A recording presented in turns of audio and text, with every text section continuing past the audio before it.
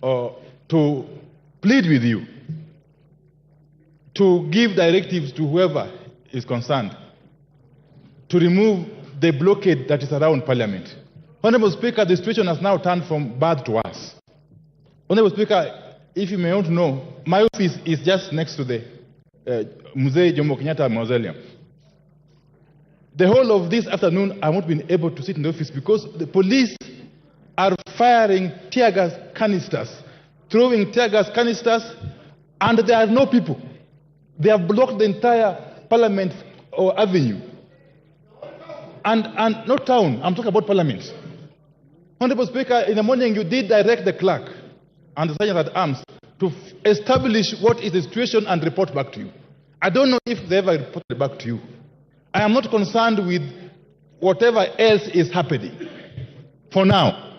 But my concern is that Parliament has been blockaded. Parliament has actually been put under siege. And this is creating unnecessary tension in the country. Under Sieke. And this is causing unnecessary tension in the country. I said in the morning that we are not under a state of emergency. And this country is not a police state, Honorable Speaker. So can we address this matter? Because this is the house that addresses issues concerning the people. This is the highest organ of our democracy. So could we basically get a report on what is actually happening and an assurance that this house remains independent and free to transact its business as mandated by the Constitution, Honorable Speaker. Otherwise, we shall be acting now under some kind of duress. Because the members of Parliament will now be acting under coercion in whichever way they want to transact the business of the House, Honorable Speaker. I plead with you. Yes, Otienda Molo. Is it on the same issue? On the same issue? Give me the microphone. Thank you, Mr. Speaker. It's the same issue. Mr. Speaker, I want to confirm that I have just approached the precincts of Parliament. The precinct of Parliament is blocked from this side of Intercontinental. It is blocked from the other side of Protection House. If, even for us members of Parliament, Parliament is blocked, then what are we supposed to do? Mr. Speaker, it is not just the House of Parliament that is august. The precincts of Parliament is also august. And I think, Mr. Speaker, you should give direction that our orderlies open access to Parliament. There is no reason to blockade Parliament. I know that we will vote. Those who choose to vote the way they choose to vote will be seen by Kenyans. We do not need to be shielded from Kenyans. Let this House be accessible. Thank you, Mr. Speaker. Majority Leader. Majority Leader. Thank you, Honorable Speaker. Order, honorable members. Honorable Speaker, it's good that the Leader of Minority has raised that issue again. And I did ask the Inspector General of Police earlier this morning why the blockade.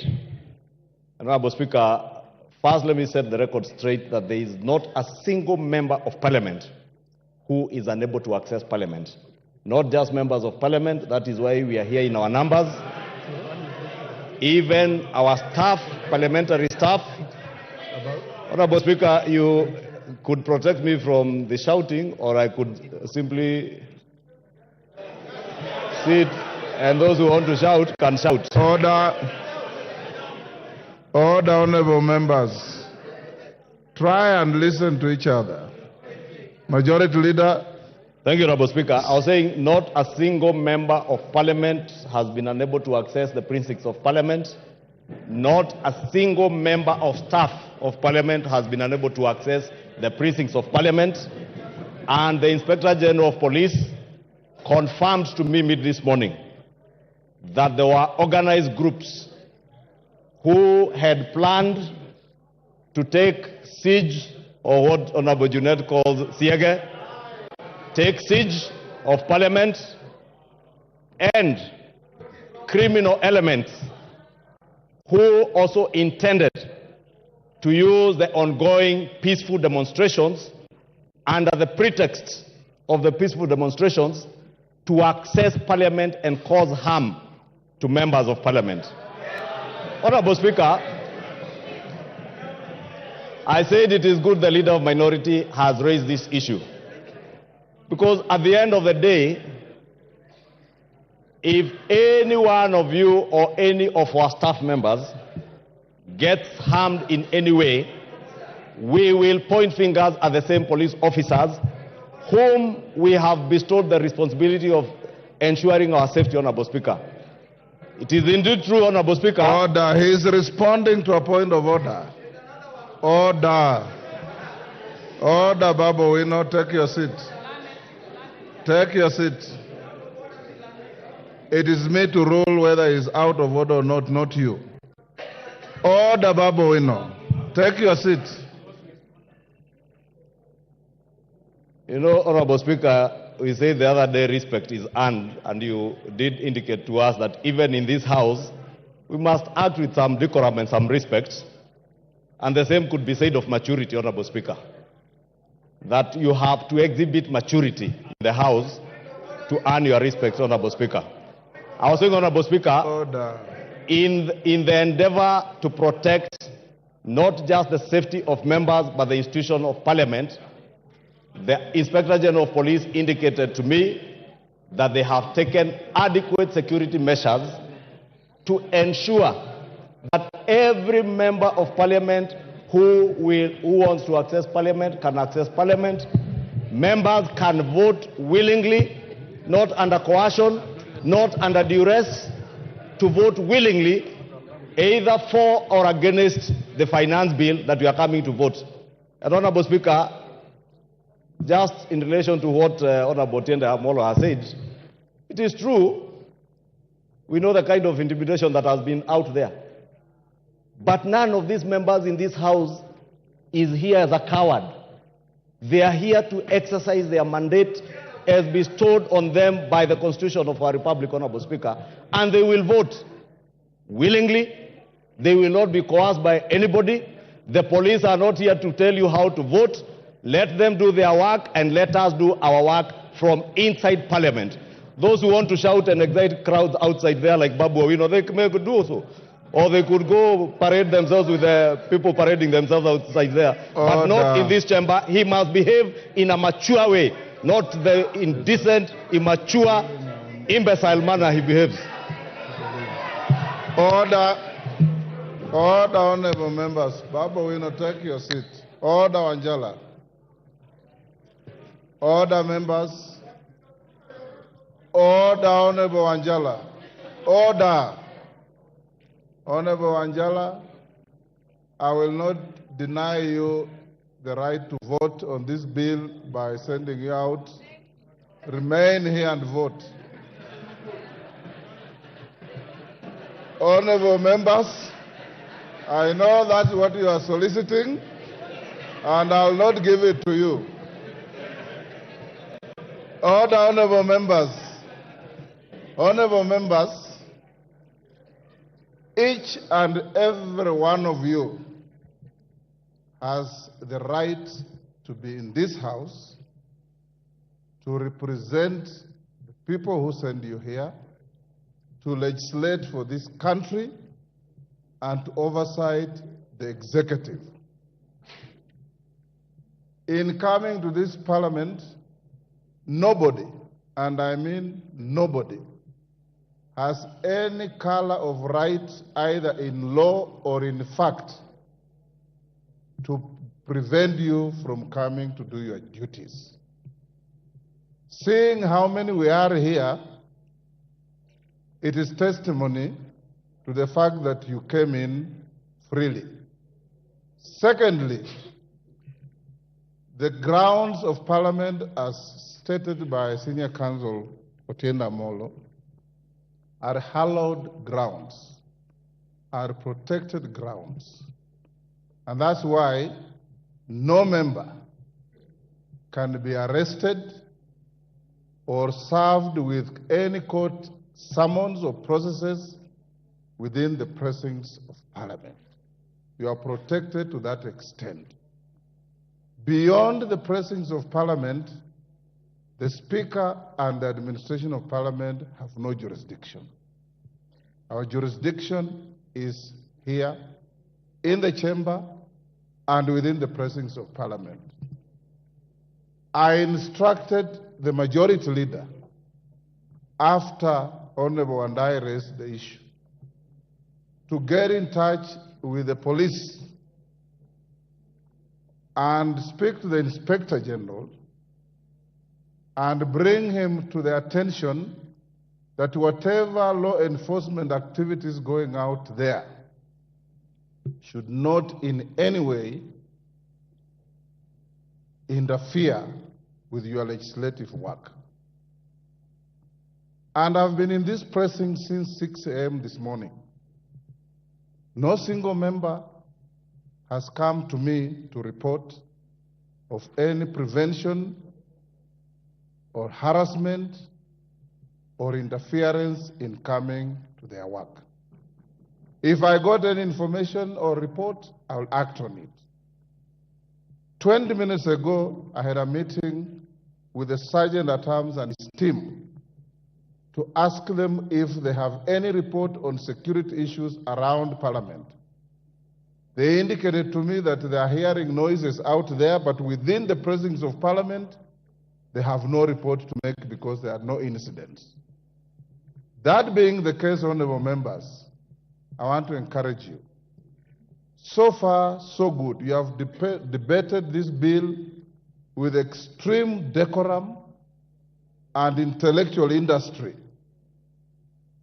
You've done such a fantastic job. There could have been a few errant members, but all of you have been very good. Kenyans have watched each and every one of you speaking to this bill. Now that you have reached the level of going to vote, I want to encourage us to carry the same honor to the people who sent us here. That we are here to protect their interests, not physically, but intellectually.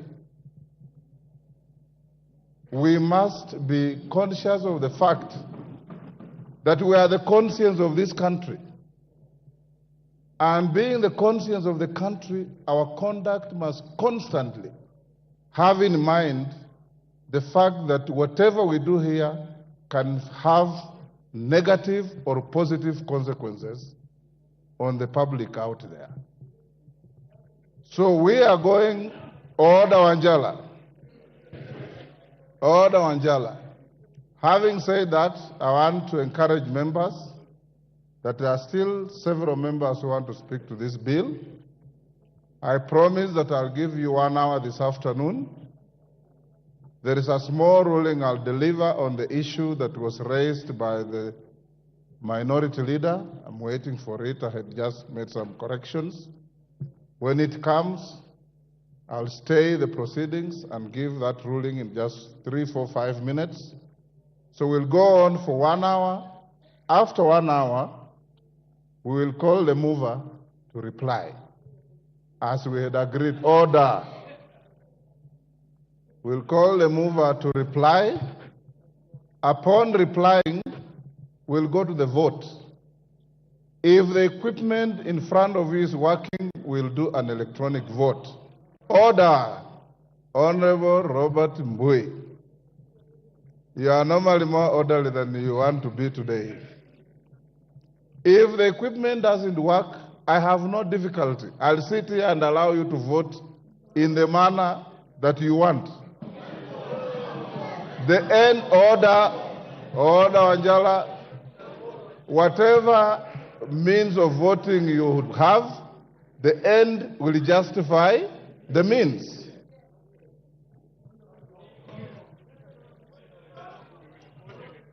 Yes, Junet.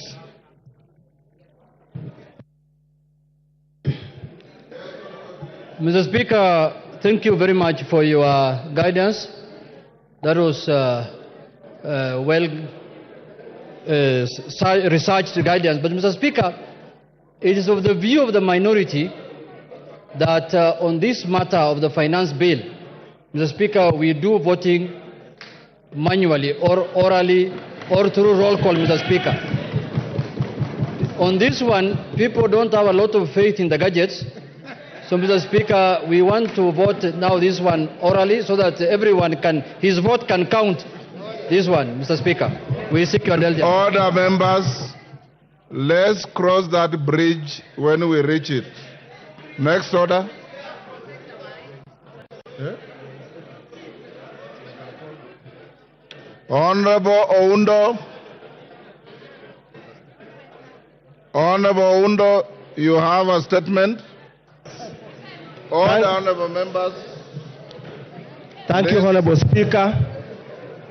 Honorable Speaker, pursuant to provision of Standing Order 44.2c, I rise to request for a statement from the chairperson for the Departmental Committee on Administration and Internal Security regarding the facilitation of national government administrative officers, especially from Samia Sub-County.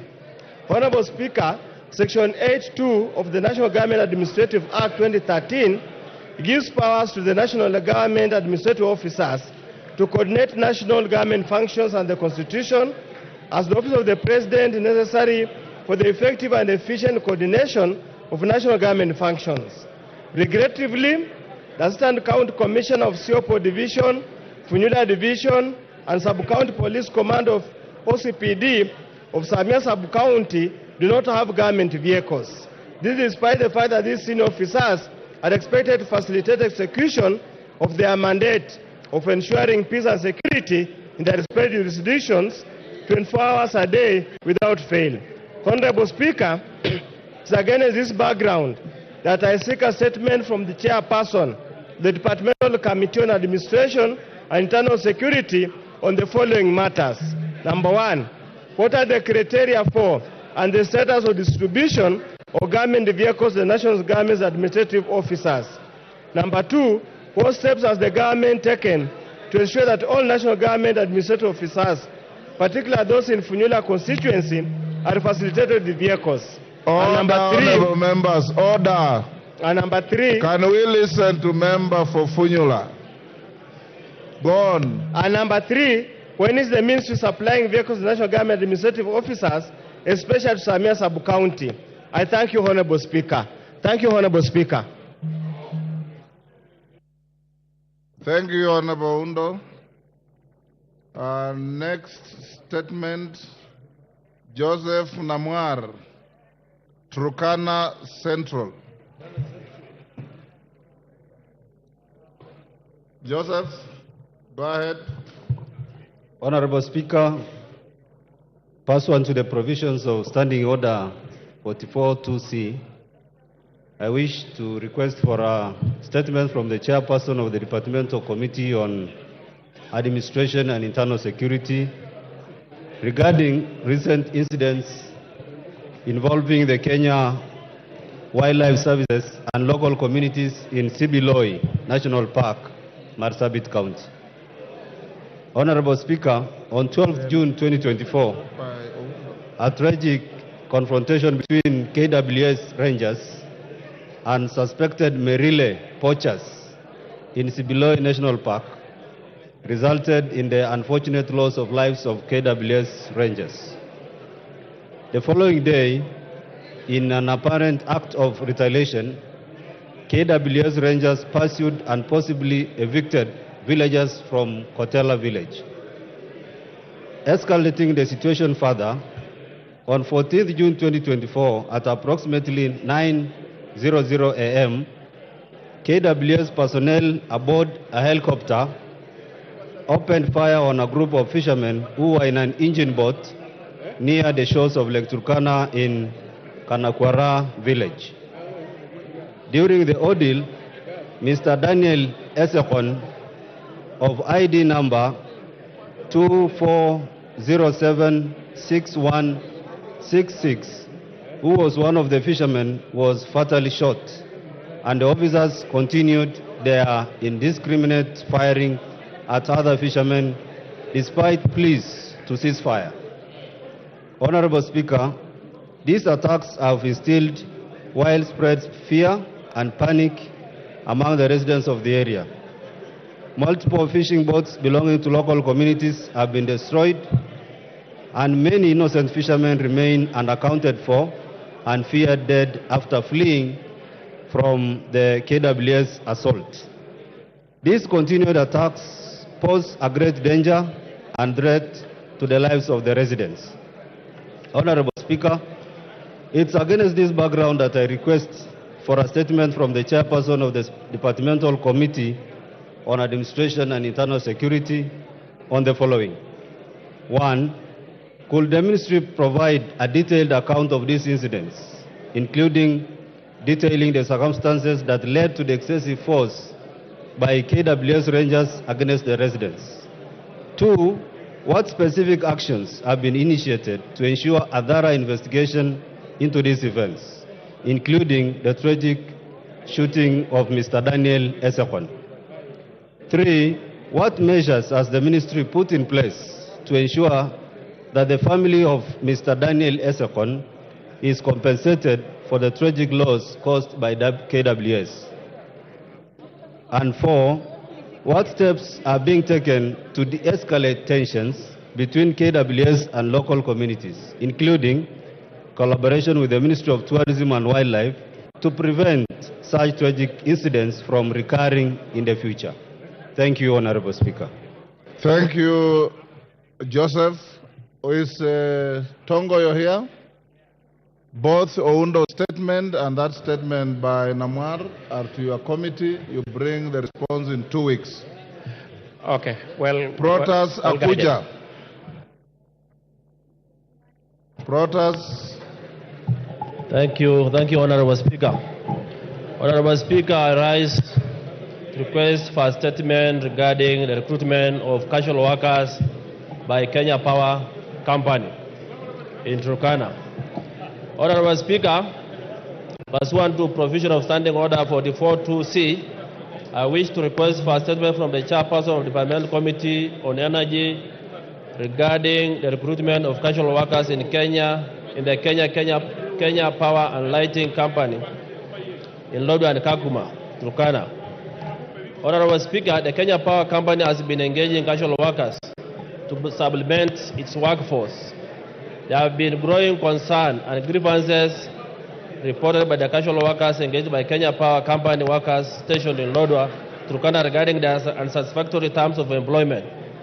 It is disheartening to note that these workers who have served the company diligently for years are denied permanent and pensionable employment terms during recruitment and confirmation exercises, while their counterparts from other counties are absorbed and some even posted in Turkana County.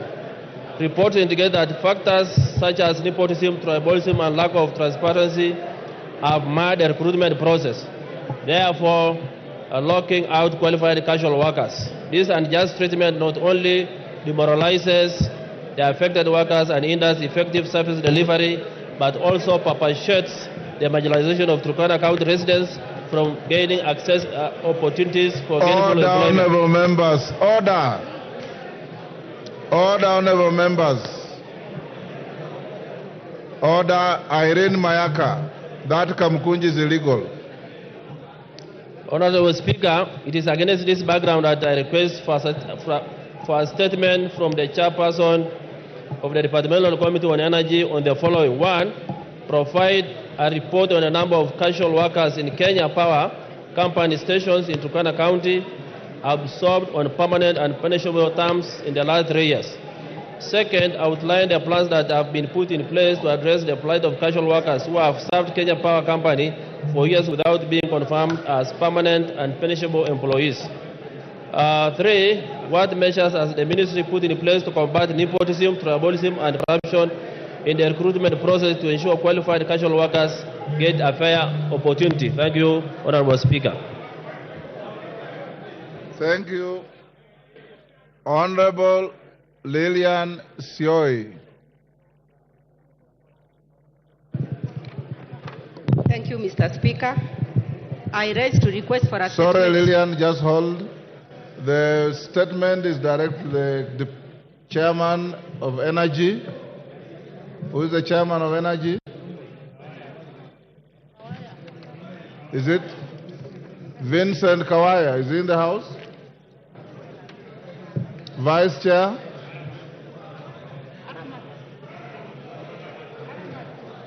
Who? Aramat is in the house. You bring a response in 2 weeks. Thank you. We need a response in 2 weeks. Lillian, go ahead. Thank you, Mr. Speaker. I stand to request for a statement regarding delay in the issuance of items invoices by the Kenya Revenue Authority. Honorable Speaker, pursuant to the provision of Standing Order 44-2C, I wish to request for a statement from the chairperson of the Departmental Committee on Finance and National Planning regarding the delay in issuance of items invoice by the Kenya Revenue Authority.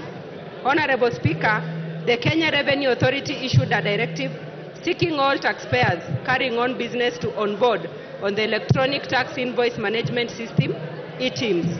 The ETIMS was introduced through the VAT, Electronic Tax Invoice, Regulation 2020. However, taxpayers have in the recent past experienced challenges generating invoices from the ETIMS online portal. This has resulted in delay of payment, which has caused anguish among taxpayers who conduct business in Kenya.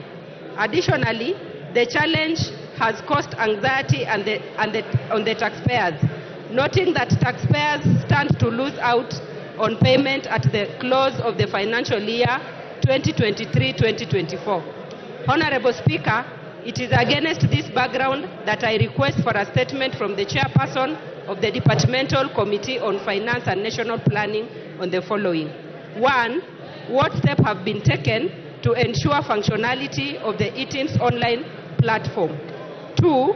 What is the status of successful onboarding of taxpayers to the ETIMS online platform? Thank you, Mr. Speaker. Thank you, Lillian. Chairman, Finance and National Planning. Where is Kimani? Majority Leader, inform him to bring a response in 2 weeks. Honorable members, there are 4 statement responses. I'll stay those to Tuesday next week. Majority Leader, your Thursday statement. Thank you, Honorable Speaker. Pursuant to the provisions of Standing Order 44-2A, I rise to give the following statement on behalf of the House Business Committee, which met on Tuesday, 18 June 2024, to prioritize the business for consideration during the week. As members are aware, the debate on the Finance Bill 2024 has been ongoing, and second reading is expected to conclude this afternoon.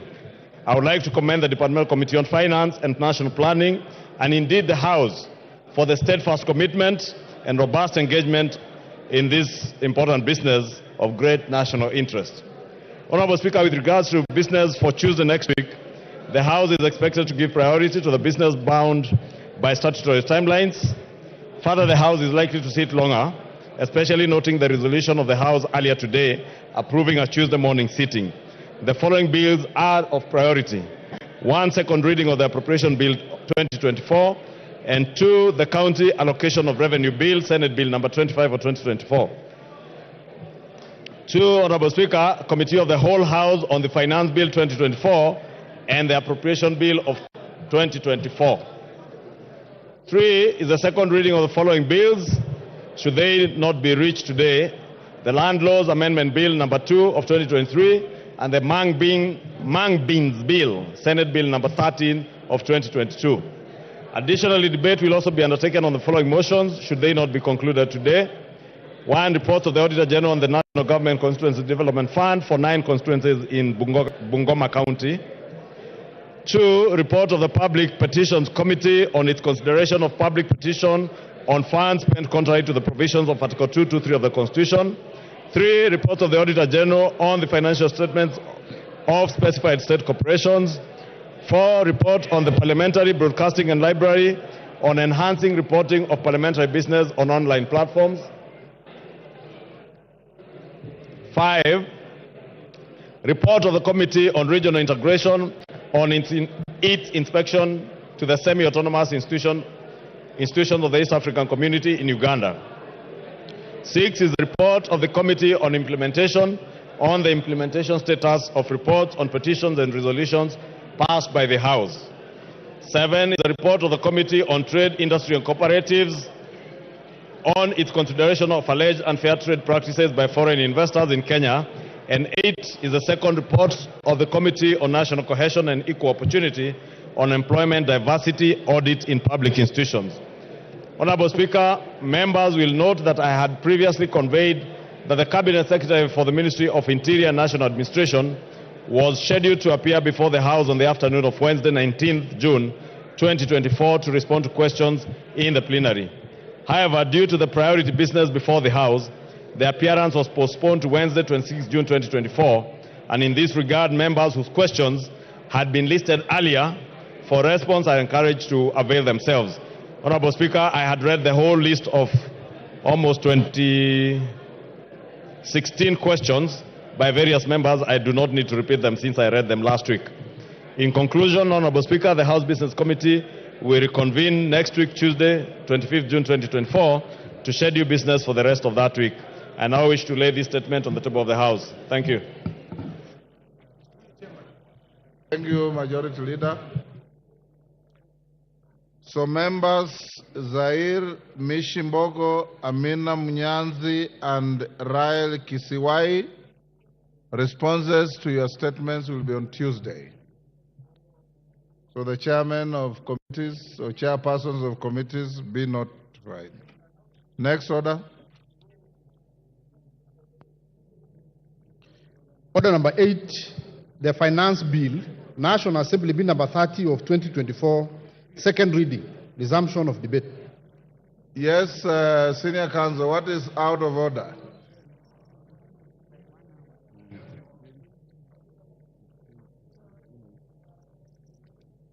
Yes. Could they give me... Thank you, Mr. Speaker. Mr. Speaker, I rise under Standing Order number 252 in terms of access to the House.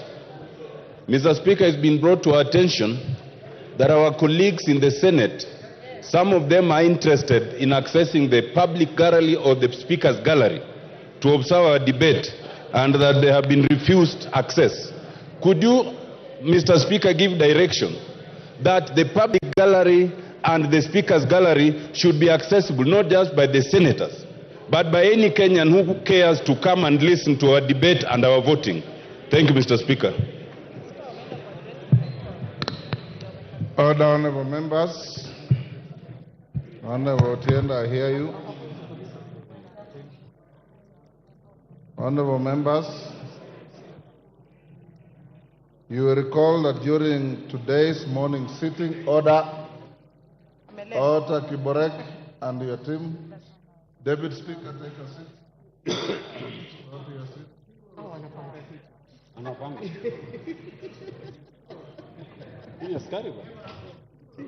Thank you.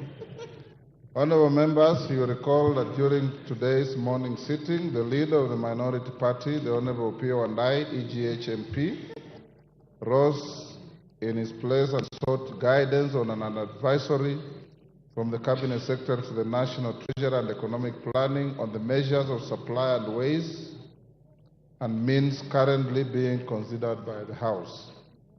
The Honorable Minority Leader noted that the advisory from the Cabinet Secretary was couched in the form of an procedural ultimatum to the House directing against amendment of the various revenue-raising measures contained in the Finance Bill 2024. He concluded by requesting for the advisory to be repudiated by the House as unduly anticipating debate on the Finance Bill 2024 and as an affront to the budget-making mandate of the House. Honorable members, I did allow the leader of the majority party, Honorable Kimani Ichung'wah, AGH MP, and the chairperson of the Budget and Appropriations Committee, the Honorable Ndindi Nyoro MP, to make brief rejoinders on the issue before scheduling it for my guidance during this afternoon sitting.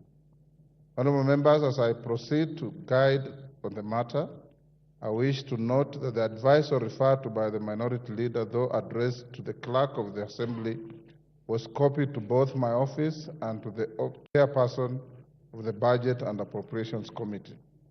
Contrary to the assertions made by the minority leader, the advisory is not an unusual document.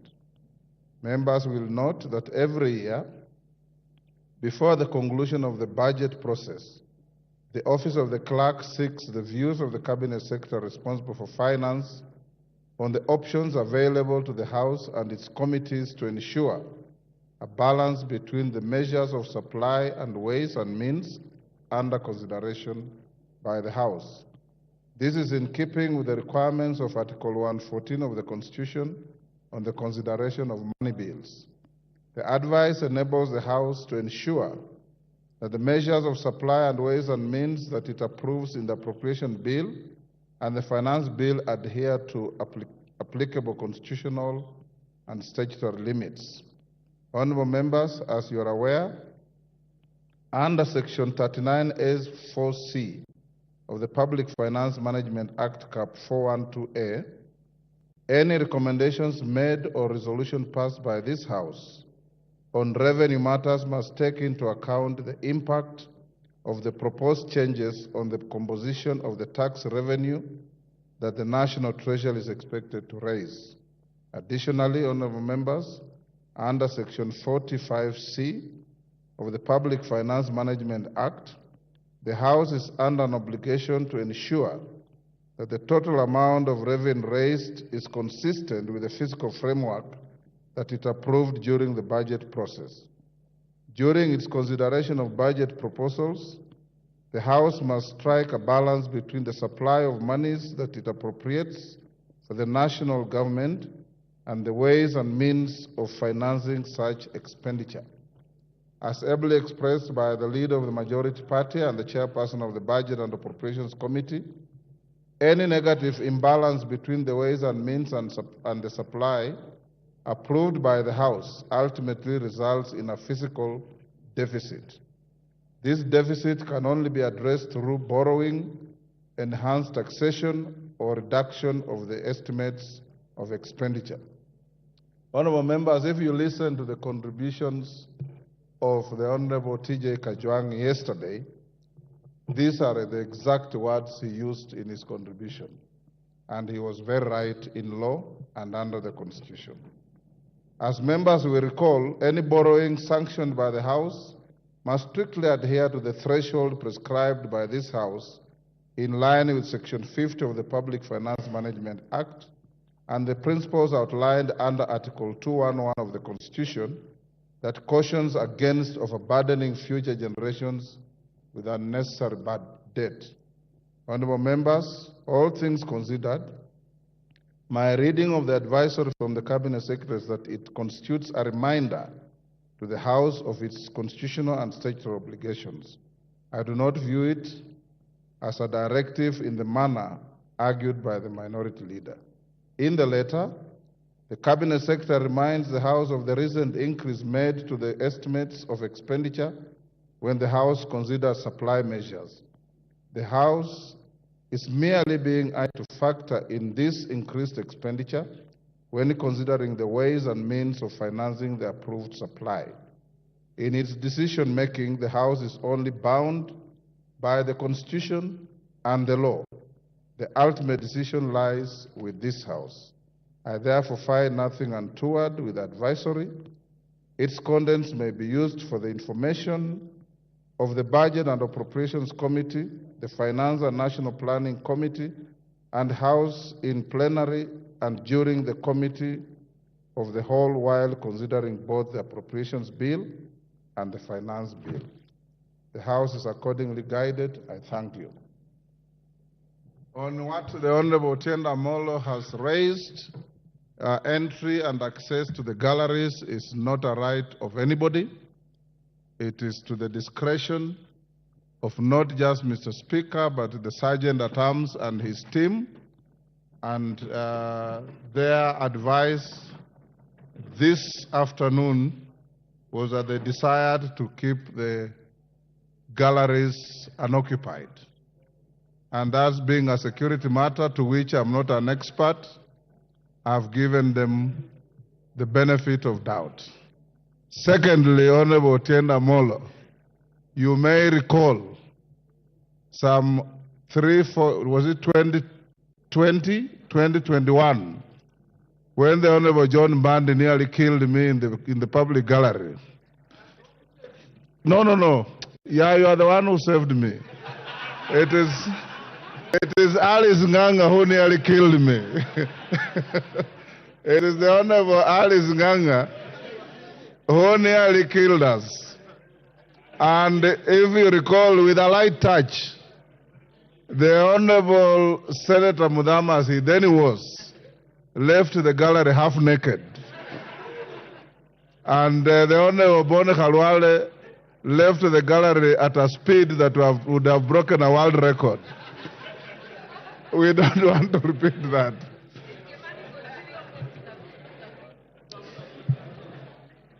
Honorable members, now we go back to the bill.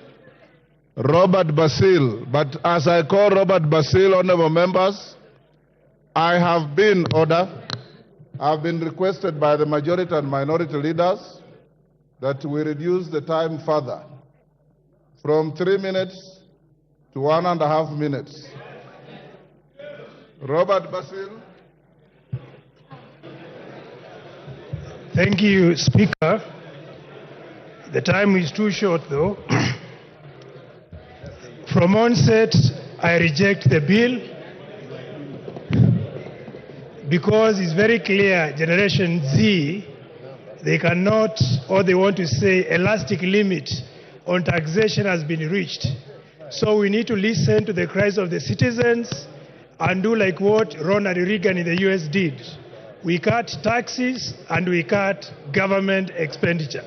So, Mr. Speaker, if you look at some of the taxes, for example, if you look at the excise duty on coal, the 5%, in principle, Mr. Speaker, what it will do is going to kill cement, clinker manufacturing industries. And with that, we are going to lose jobs, lose revenue, and will not be able to realize the target. Additionally, the import declaration fee, Mr. Speaker, that has been raised from 2.5 to 3.5% is going to be moved to the final consumer. And since we import most of the items, for example, medicinal drugs, Mr. Speaker, it means hustlers and the poor patients will not be able to afford medicine. So, Mr. Speaker, what I want to say is this finance bill, we need to say no to it and possibly try to cut on taxes. Additionally, Mr. Speaker, the levy, eco levy on plastics is going to increase price on plastic packages. And in reality, that is going to affect export of flowers and make our flowers not competitive. Thank you, Mr. Speaker. Victor Koech, Chepalungu. Thank you so much, Mr. Speaker. It's unfortunate that I'm now getting 1.5 minutes, but nonetheless, I will try my best. Mr. Speaker, this particular debate is taking a totally different angle, a political angle. As why I'm saying this is because members have now deviated from arguing from a point of facts to now dealing with political issues. As to why I'm saying so, Mr. Speaker, is the fact that now informing the House that bread is going to be taxed. While the fact is, the committee led by Kimani Kuria sought the public opinion, and on sorting on the public opinion, the committee is now dropping 16% VAT on bread. On motorcycle, Mr. Speaker, again, the committee report is saying that instead of allowing importation of motorcycles, we promote our local manufacturers so as to create job opportunities for our citizens. And in that case, Mr. Speaker, I support. Thank you so much. Jalango Langata. Order. Yes, Kibagendi. What is out of order? And under what standing order are you? Thank you, Mr. Speaker. There is a stranger in the House. I've seen someone resembling Oscar Sudi in the House. There's a stranger in the House, Mr. Speaker. Order, Honorable Kibagendi. If you want to provide comic relief, that is a very poor one. Go on, Jalango. Thank you so much, Mr. Speaker.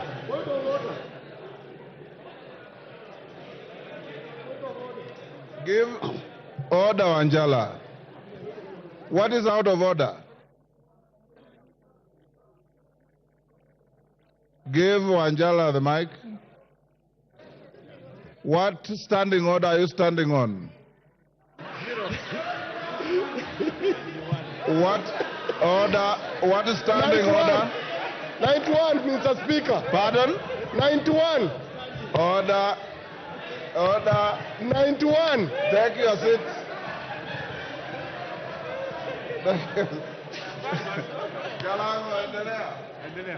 Mr. Angela, Speaker. you have no point of order. Take your seat. Jalango, carry on. Honorable Angela, I encourage you that yesterday when you spoke, the House listened to you.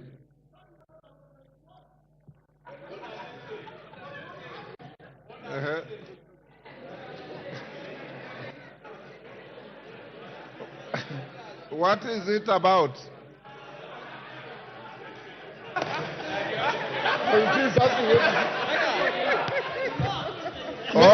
Order, Angela. Angela, you know, standing order 91 is a standing order you use to challenge a colleague who is on the floor and has said a statement that you think is not factual. Order. The member on the floor, Honorable Jalang of Langata, had not uttered a single word for you to challenge him on any fact.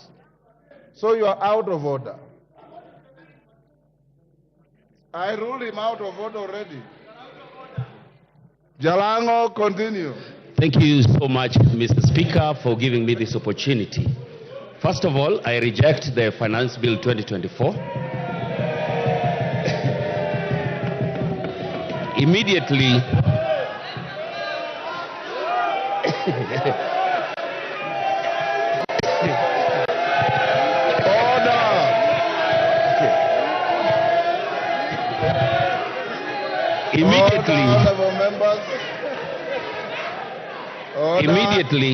immediately touched around everything that touches a common person. That is the M-Pesa, the cars, the pads. And I looked back and saw the whole generation in Langata out here having their voices so loud. Even after the amendments, I had to make the choice that I've made today. Now, out here is the Gen Z generation whom I talk to every day. I interact with them on Twitter, TikTok, and everywhere. When most of you will have gone back to the villages, we will be with them here in Nairobi. The question will still be there. And most of you know, I'm the friend to the president. And I spoke to him, and he knows very well that this is my stand. Thank you so much, Mr. Speaker.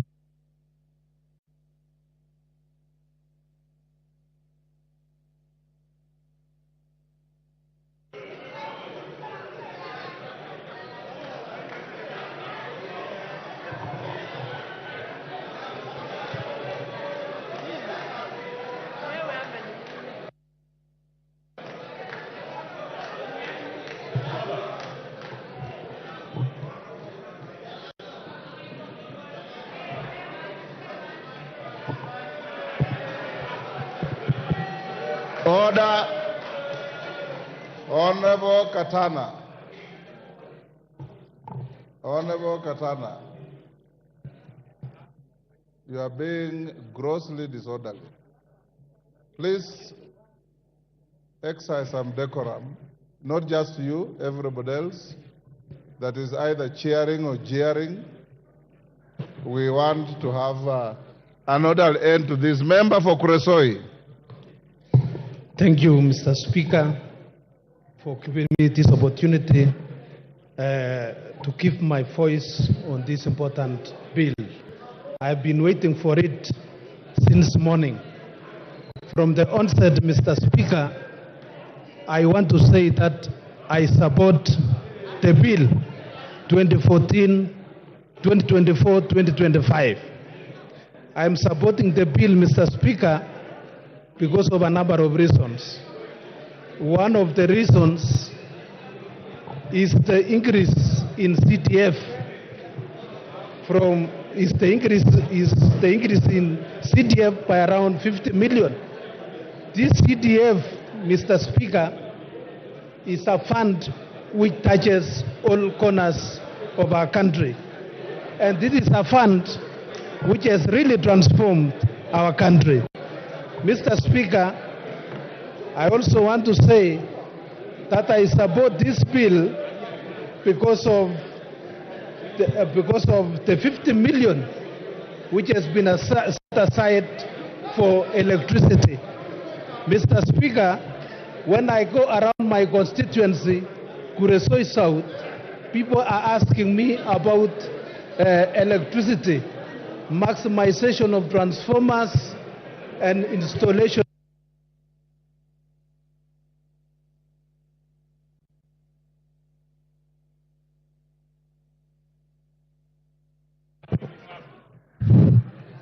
Ruth Odinga.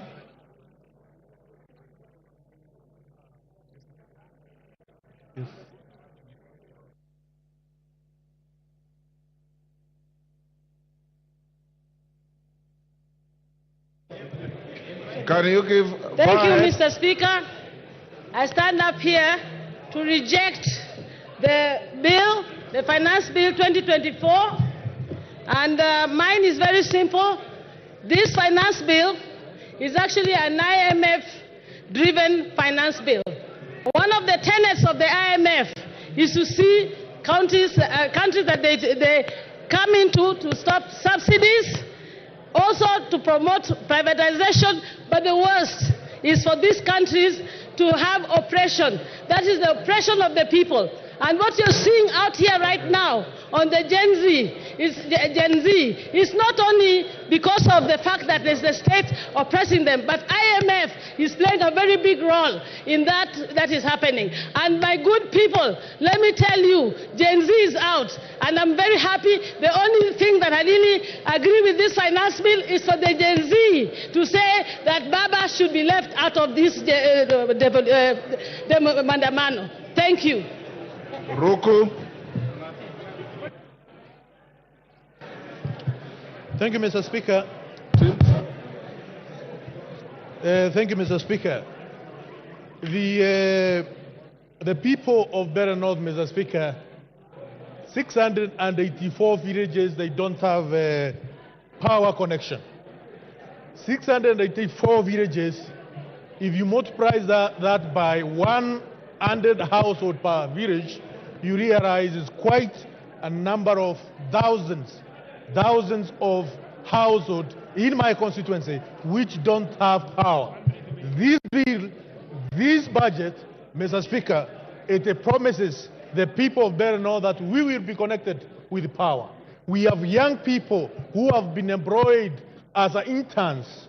This bill, this budget, it confirms the teachers, the young JSS teachers who have been employed as interns. And also, it promises further 20,000 young teachers also to be employed as interns, Mr. Speaker. Some of them will be coming from Better North, where the people who sent me here, Mr. Speaker. And it's for this reason, Mr. Speaker, that I support this finance bill, Mr. Speaker, among other many reasons, such as ensuring...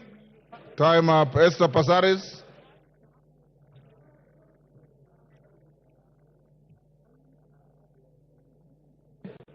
Thank you, Mr. Speaker. Mr. Speaker, much as I commend the public participation that was done on the bill, and much as I commend the amendments that they have come with, I want to say that I reject, because we need to ensure that we listen to the population and what they're saying. This country right now needs to listen. We need to tighten our belts, we need to live within our means, and we need to address corruption. Yesterday, seeing Obado getting away with a settlement of only 15% when he owes 1.9 billion tells us that we are not serious about addressing corruption. If we address corruption, we will be able to fund the expenses of this government. It is time for us to take a position that corruption is the biggest enemy in the room. And I think I stand ashamed to know that only a house in Loreto is not 40 million. A flat in Nairobi is not 9 million. Even in the settlement, we are actually cutting deals. So we say no to corruption, and we fund and live within our means. I reject the 2014 finance bill. Thank you. Member for Nyaribari Chache.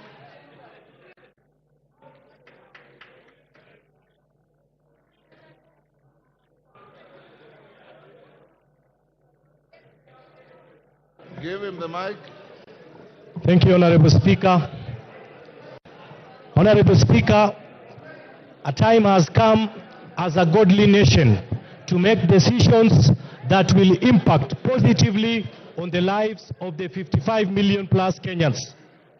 Today, Honorable Speaker, I stand here to vote and support the Finance Bill 2024 so that the people of Nyaribari Chache and the people of Kenya can get infrastructural projects, electricity, water, and much more.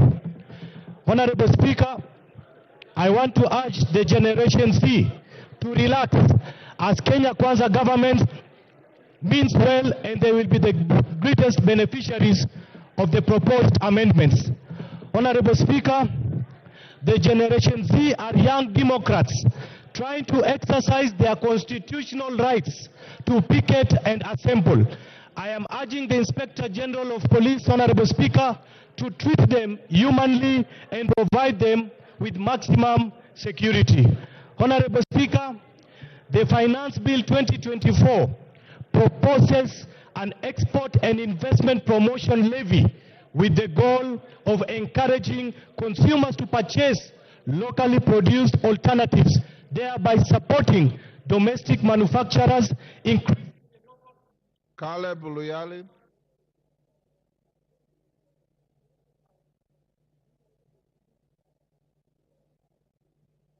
Thank you, Speaker. Finally, I got a chance.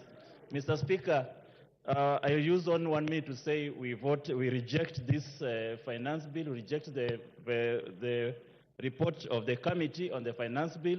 Mr. Speaker, a German social constructivist once said, Alexander Wendt, he once said that anarchy is what the states make of it. Mr. Speaker, this government is going to create anarchy in this country. And this finance bill is going to be the impetus of this anarchy. We have seen what is going around. We have seen every town in this country is occupied. And very soon, members of parliament, their homes are going to be occupied. We cannot sit here and pretend that everything is normal outside. Mr. Speaker, I want to urge my colleagues on the other side, you have a few minutes to change your mind. We must reject this finance bill. Gigi Kagombe.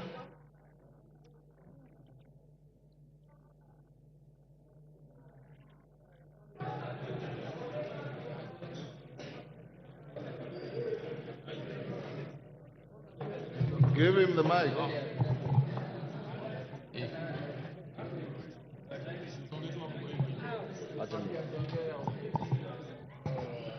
Thank you, Speaker.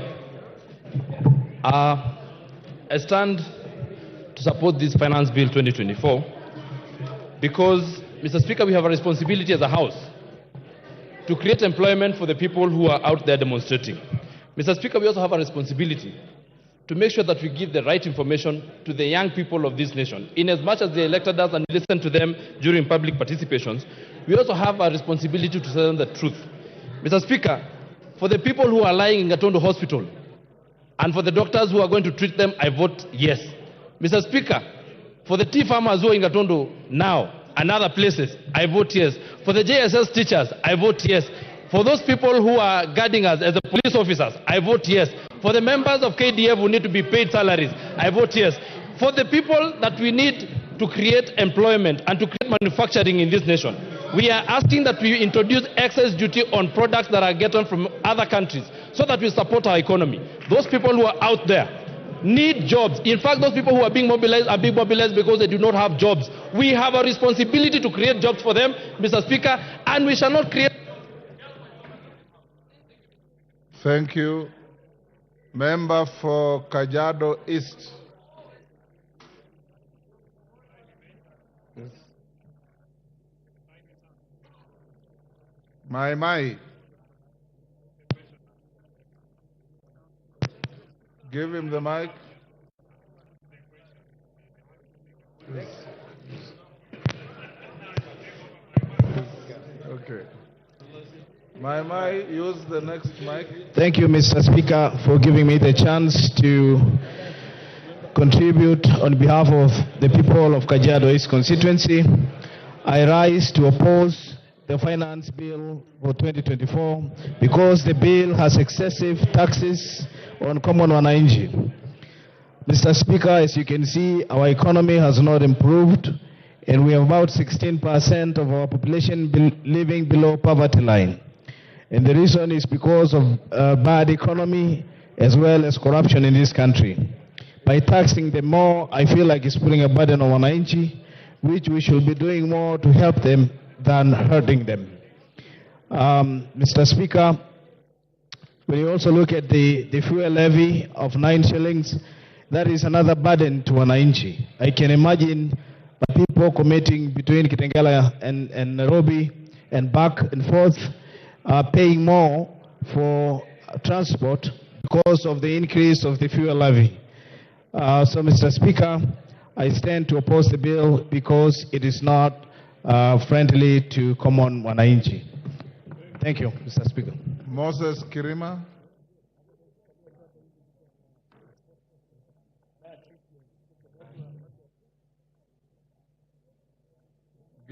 Thank you, Mr. Speaker, sir, for giving me this opportunity to contribute to this bill. Mine is that by the time when this bill came originally, it was too bad and it was punitive to the people. And my people had instructed me that if it was to be as it was, I was meant to oppose it. But when I came and raised the issue with the chairman of finance, Mr. Kimani Kuria, he told me that there are going to be some amendments of which actually what I was told to oppose, the bread, taxation, bondas, rentals, essentials, cooking well and avocados and the agricultural outputs.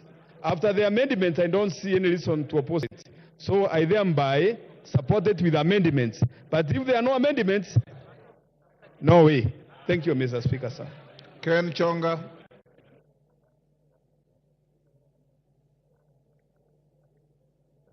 Thank you, Speaker. From the outset, Mr. Speaker, I stand to oppose this bill. Mr. Speaker, by the mere fact that the drafters of this bill were thinking of taxing bread, milk, rubber, it means that they've never had a good intention for the Kenyans. This bill is obnoxious, is diabolical, this bill is pungent and shocking to the lives of Kenyans. Mr. Speaker, I was surprised yesterday, the majority leader here said that life has gone down, that the packet of maize flour right now is trading at 100 shillings. In which supermarket can we go and find the one packet? Not unless he has a supermarket that he can direct Kenyans to buy from. Finally, Mr. Speaker, by mere fact of adding 9 shillings to petroleum products, it is implying, therefore, the entire economy is falling down. Everything in the economy depends on fuel, and for as long as we have the price of fuel, everything is going to spiral up. Mr. Speaker, I stand to oppose this bill. Thank you. Janet Setianei, member for Turbo. Thank you, Honorable Speaker. and I stand to support this financial bill 2024, Honorable Speaker, with amendments. Honorable Speaker, I support this proposed bill as one of the revenue-raising measure with proposed amendments because it's going to give Kenyans an opportunity to receive their due development. They are going to get electricity, the schools infrastructure, bursary. Farmers are going to get subsidy, increased milk prices. The sugarcane farmers are going to get their pending arrears. School-going children are going to be fed. Elderly people are going to get cash transfers. Honorable Speaker, this bill is has also listened to proposals that are going to reduce what the Wananchi were worried about. The VAT on sugarcane transportation, the removal of 16% on bread, removal of exercise duty on... Protect me, Honorable Speaker. This bill proposals are going to see that VAT is removed on bread, there is exercise duty removed on money transfer, there is also VAT removed on sugar. Yes. Engineer Zengu. Thank you, Mr. Speaker, for giving me this opportunity. I have waited from yesterday, but I want to say from the onset that I raised to oppose this Finance Bill 2024, and there are many reasons why I am opposing it. But one of the reasons is that it is increasing, or it is putting a levy on clinker, which is an imported component of cement. And yes, Honorable Junet, what is it? Speaker. What is it? Speaker. Order. Kachini bwana. Speaker. Mr. Speaker. Yes. I wanted to seek your indulgence, Mr. Speaker. Mr. Speaker, as you are aware, to those who are in Parliament, there is time for everything. Order, members, I can't hear clearly. Go ahead. Mr. Speaker, as you're aware in Parliament, there is time for debate, and then there is time for voting. Mr. Speaker, some of our members here on my side took early lunch. They are taking lunch by 10 a.m., I think, ugali and nyama. And they have come here so that their vote can count, Mr. Speaker. So, Mr. Speaker, having debated this bill now extensively, I think we should go now to do our constitutional duty of voting, Mr. Speaker, so that Kenyans can know which direction we are taking, Mr. Speaker. So, Mr. Speaker, I seek your indulgence to call the mover to reply, Mr. Speaker. Thank you, Honorable Junet. Let Nzengu finish. I had an intention of giving Rosi Museo. Then I will call the mover to reply. Thank you, Mr. Speaker. Mr. Speaker, from the Finance Bill 2023, it is reported that the road maintenance levy was not collected enough because of increment in the price of the petroleum product. This year, Honorable Speaker, the same mistake is being repeated. We know that from Finance Bill 2023, the price of cement went up, the price of steel went up because of the export promotion and investment levy, which is unnecessary because it is meant to promote monopoly in the industry. The same people that produce cement are the same people that are producing steel, and that is why the cost of construction has gone up, and being a deterrent to a lot of Kenyans from constructing their houses or their property. So, Mr. Speaker, I want to say that I want to reject the proposed bill totally and as a whole. Thank you. Women Rep Muranga. After that, Rose Museo, then the mover be ready to reply. Okay.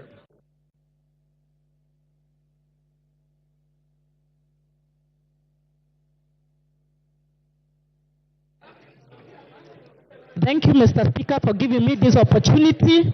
I rise to support the bill, and I will vote yes for the bill. Voting for this bill, we are voting for real issues, Mr. Speaker, not for the negative things that have been said in the media to whip emotions. Mr. Speaker, voting for this bill is voting for 6.8 billion for coffee cherry fund.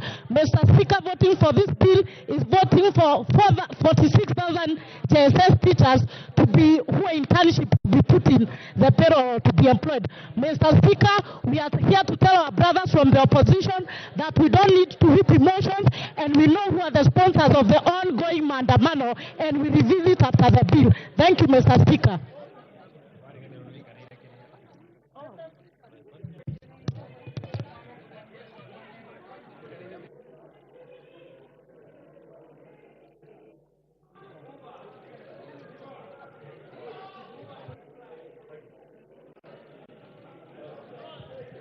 Thank you, Mr. Speaker, for giving me this opportunity to add my voice onto this. And I start by saying that I reject this finance bill 2024-2025. And Mr. Speaker, you can see from what is happening in the streets of my constituency, the picketing and the protesting the people are doing on my constituency, because this bill is not undergo due public participation. And that is why I'm saying, if they listen to the people in the first place, they should listen again and they take the bill back to the people. We reject it and we ask for it to be withdrawn, be taken to the people, because the people are the taxpayers. They are the people we are subjecting to these taxes. They should be heard. And then, Mr. Speaker, I would like to ask the government side not to pretend that they are doing Kenyans favors by introducing these amendments. Actually, these amendments were not there in the Finance Bill 2023. It is not a favor you are doing the people of Kenya, and we are asking the people in the government to listen to the common mwananchi. I've done so, and that's why I reject this bill. I've also listened to my side of the divide of the government, which is the Azimio coalition, with the most professors who can never be wrong on this finance bill. And that is why I reject this finance bill. Thank you, Mr. Speaker. Asante. Asante Bwana Spika kwa nafasi hiyo umenipatia. Mimi natoa sauti yangu kupinga mswada huo wa fedha wa mwaka 2024 na 25. Kwa sababu watu wa Makueni wameniambia kabisa mswada huo hawezi kukubali jinsi ulivyo, na nasema hivi ya kwamba Wakenya wametoka katika janga la corona ambalo limeweza kufanya wengi waliishiwa na biashara zao, wengine hawako kazini, na maisha ya Wakenya yamekuwa katika hali ya juu sana, na serikali haijafanya mikakati maalum ya kuweza kuboresha maisha ya wananchi wa Kenya. Tungekuwa katika nyumba hii tukiongea jinsi ambavyo tunaweza kuwasaidia Wakenya waboreshe maisha yao. Nasema hivi ya kwamba kupata pesa ambazo ni za kuweza kusaidia serikali kuendelesha mambo yao, kuna njia nyingi. Kizungu kingi ambacho kimezungumzwa na mwenyekiti wa bajeti, naomba watumie, kwa maana watumie mbinu hizo, wakae chini kama kamati na kuangalia ni jinsi gani wanaweza kuleta fedha bila kumuumiza mwananchi wa kawaida. Tukiangalia mambo ya soda ambayo yamezungumziwa sana, niseme ya kwamba naomba kabisa jinsi nchi zingine zinapeana soda bure,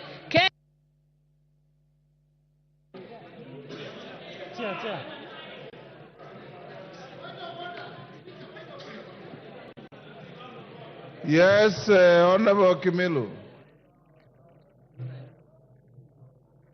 Honorable Kimilu. Speaker, is it in order for you to deny me a chance to reject this finance bill? Because I've been here since just a day, and you not give me any chance, but I reject this bill, Mr. Speaker.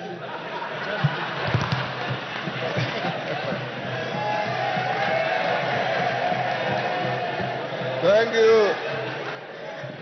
Honorable Kimilu, order. You have rigged yourself to the Hansard.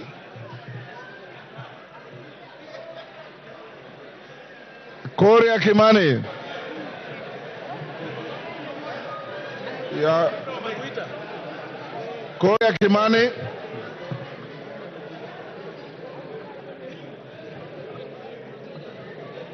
Thank you very much, Honorable Speaker.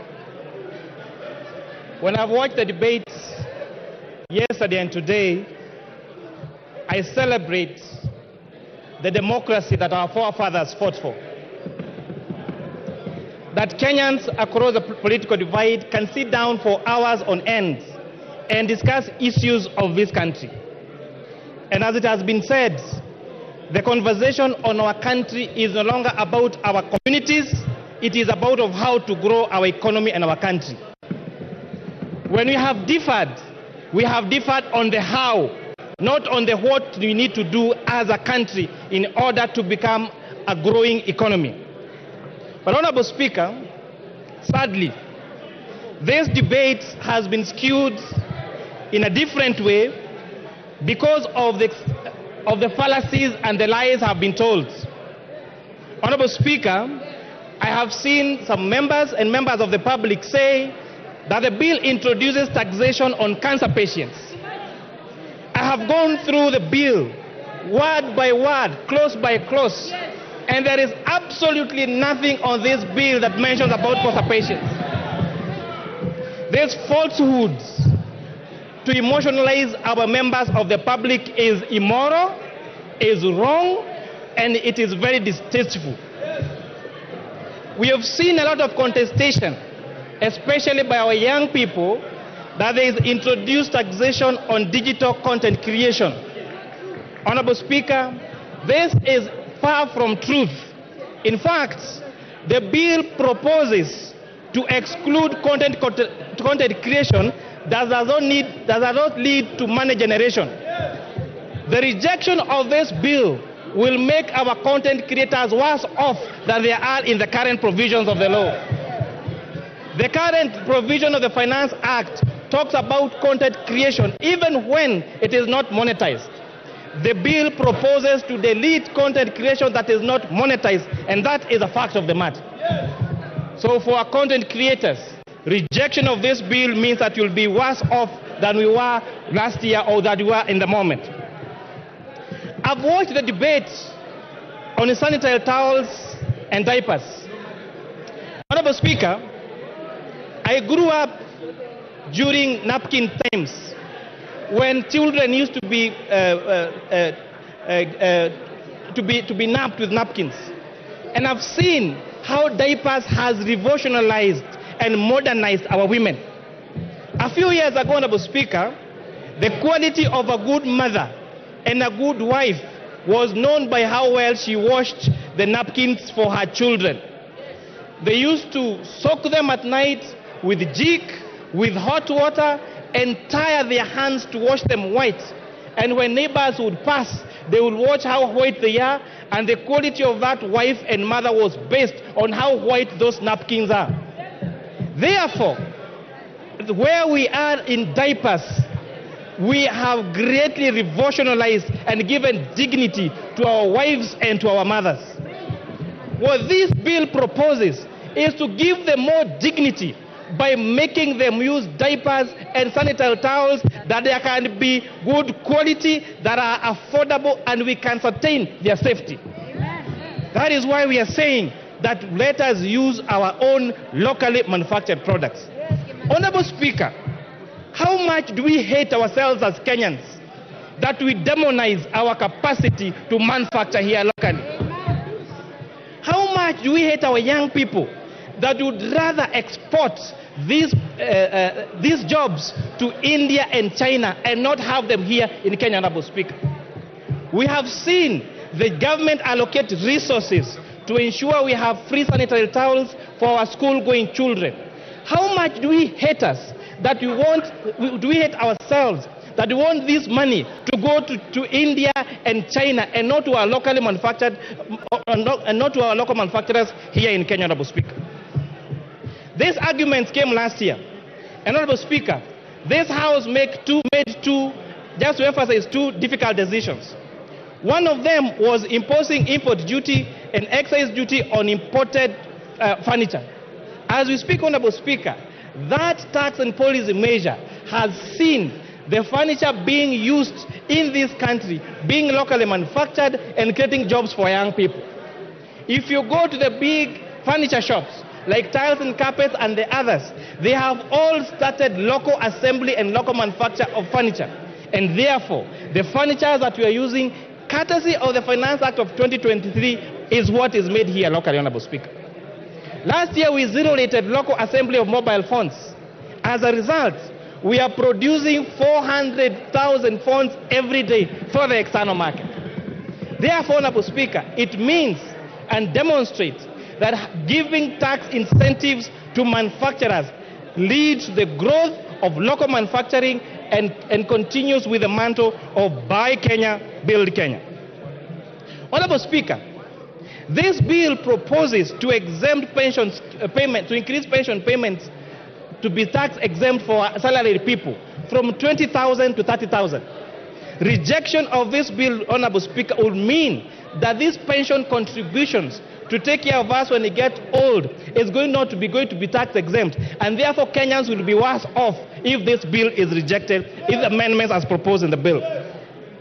On pay-as-you-earn, Honorable Speaker, all statutory deductions, which are housing levy, chief, and NSSF, have been proposed in the report of this committee to be tax allowable for pay-as-you-earn. Rejection of this bill as amended by this committee would mean that our salaried Kenyans will have less disposable income to take home if this bill as amended is going to be rejected. Honorable Speaker, on the ease of doing business, if you have sales that are that are above 5 million shillings, you are subject to VAT registration. This bill and the report of this committee recommends increasing this from 5 million to 8 million shillings. Therefore, rejection of this bill will, as amended by the committee will make it more difficult for our businesses. Honorable Speaker, you had the complaints on eating systems last year for our avocado farmers and for the young traders. This bill, as proposed with the proposed amendment by the committee, is exempting subsistence farmers and SMEs with a turnover of less than 1 million shillings from... Yes, order. Jared Okello, what is the point of order? And under what standing order are you raising? Give him the mic. I thank you very much, Honorable Speaker.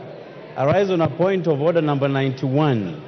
Honorable Speaker, there is a pattern that is developing into this House, that each time we come up with objectivity on a matter such as this, we are being told that CDF will be reduced, there will be no Kera roads. This kind of blackmail must stop, Honorable Speaker. We must always What is out engage. of order? What is out of order is what the chair of the Finance Committee is telling us, Honorable Speaker, that it will reduce even issues of this House, Honorable Speaker.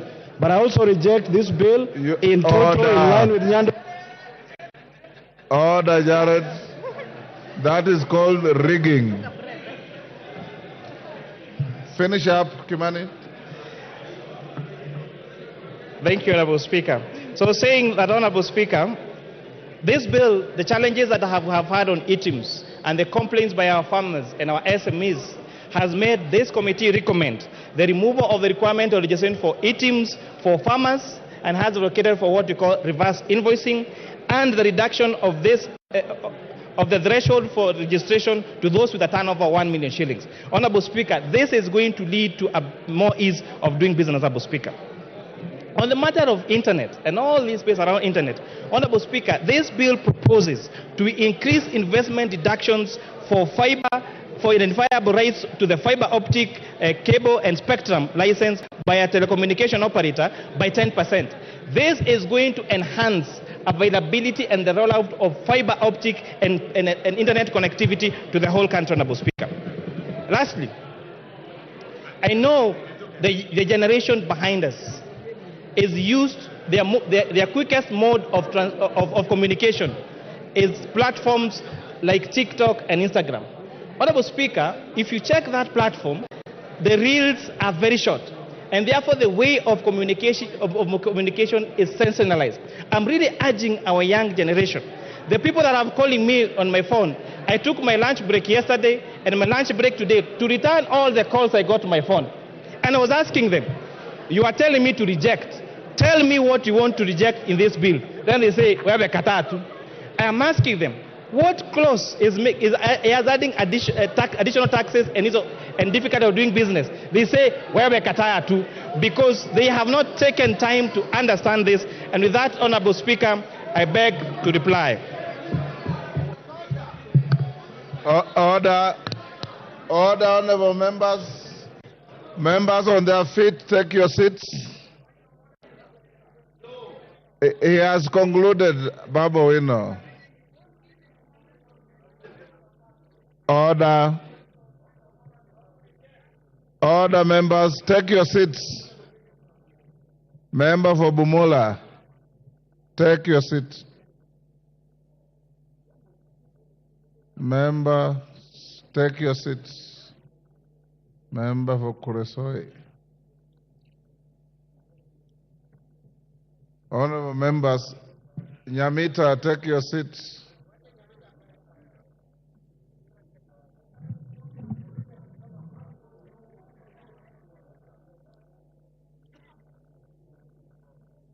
Honorable Nyamita, you can't be strolling around the house when you are being told to take your seat.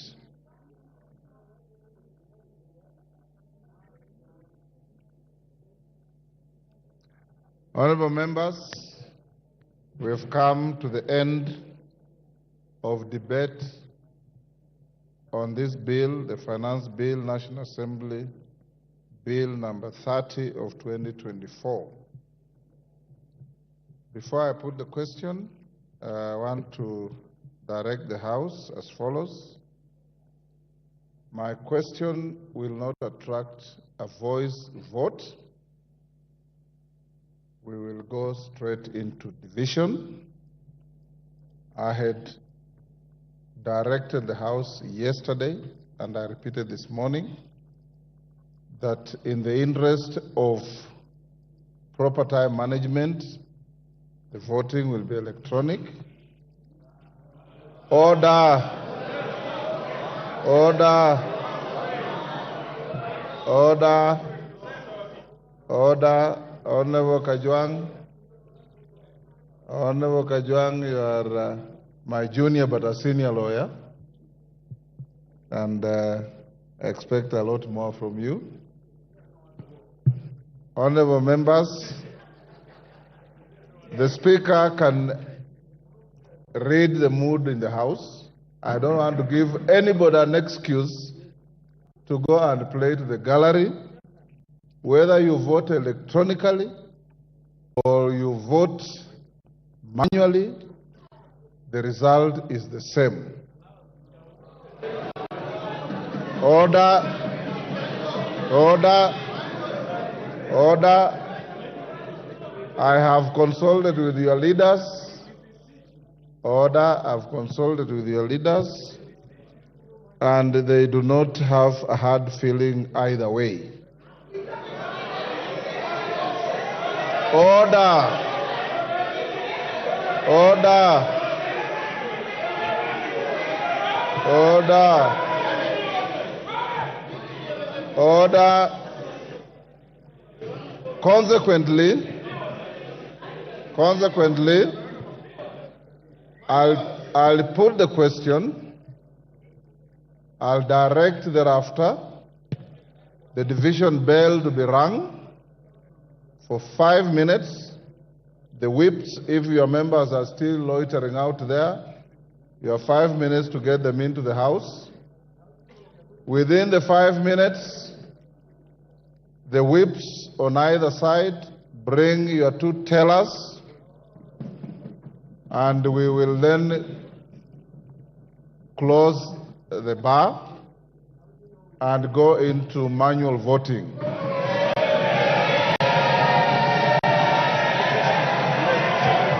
Order.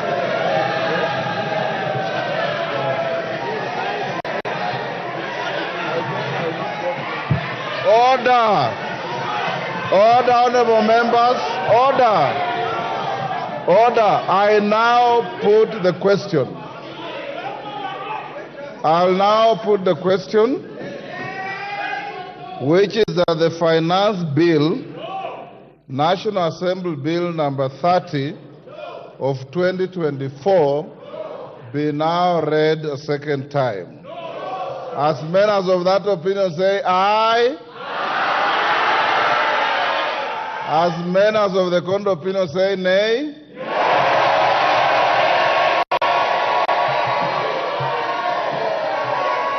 Order. Order. Order. Order, honorable members. Order. Take your seats. Take your seats. Order, honorable members. Take your seats. You are being disorderly.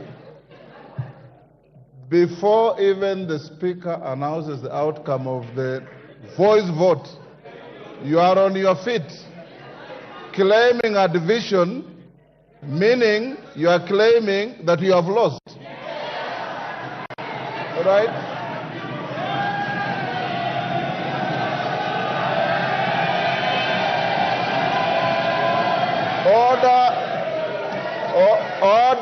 Order, Millie Odhiambo.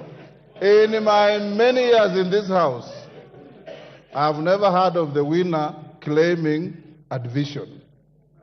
It's only the losing side that claims a division. So why are you demonstrating this? I put the question again. Order. I'll now put the question again, which is that the finance bill. I like the comic relief in the House, which is that the finance bill, National Assembly Bill number 30 of 2024, be now read a second time. As many as of that opinion say aye. Will those of the contrary opinion say nay?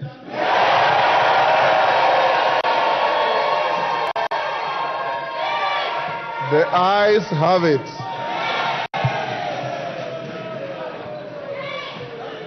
Order. Take your seats.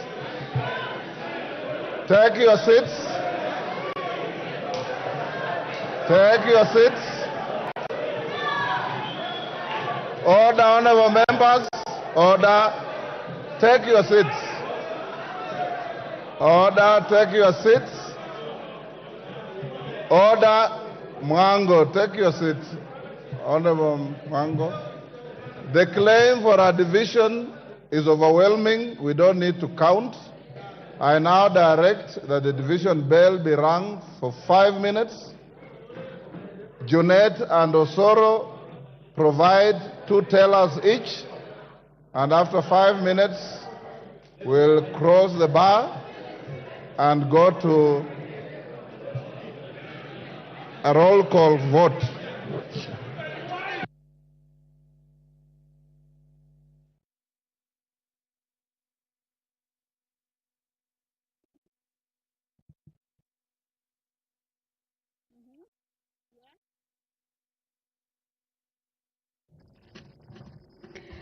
Well, as directed by the Speaker of the National Assembly, Honorable Dr. Moses Wetangula, is that the division bell be rung. This is for 10 minutes. And of course, this is the part where the members of the National Assembly will be taking a vote on whether the bill, that is the Finance Bill 2024, whether it be read a second time. And it has been indicated by the Speaker that the vote will be a roll call vote. What we have just witnessed is that the members have taken a vote.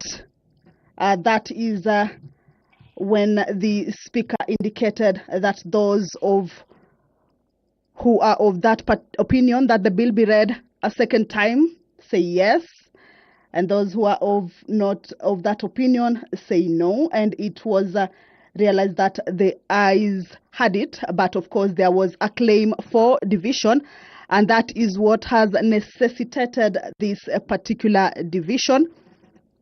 By roll call means that the members will be called by name to give their opinion on the position on whether that particular bill be read a second time.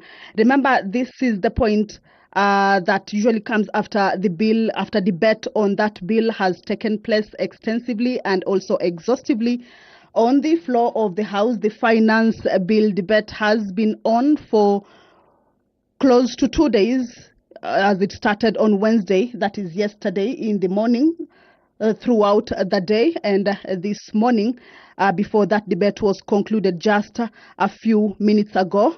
And the next stage is for the bill to be read a second time for it to be able to proceed to the next stage. That is for consideration of the amendments at the Committee of the Whole House stage.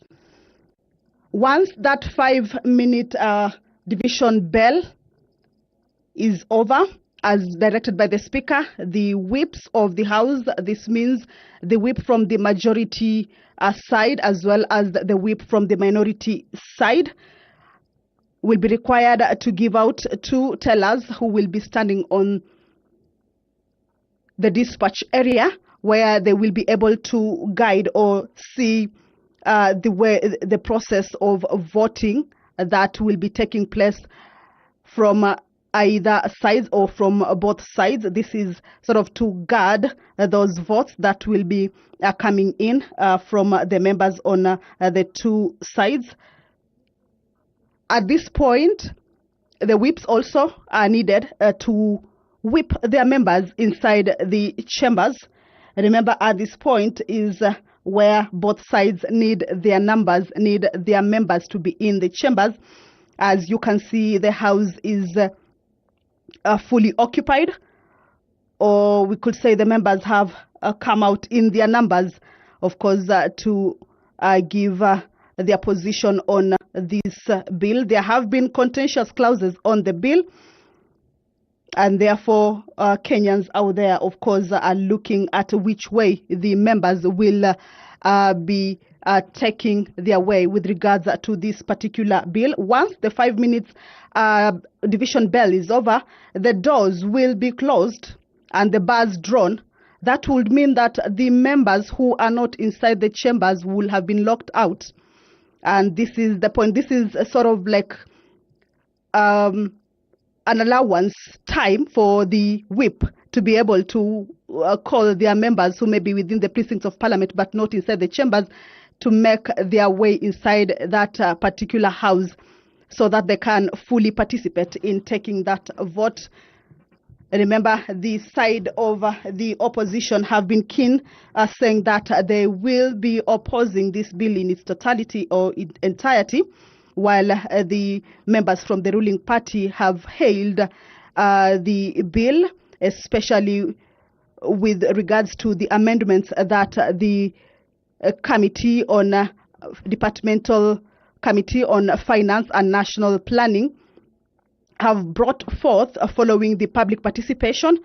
So members from the ruling party have supported those amendments, saying it gives the bill a new look or a new face, if you may call it that way, that the issues or the contentious clauses that members of the public were against or that had caused an uproar from the members of the public have been addressed, and thereby what remains then it is good for the public.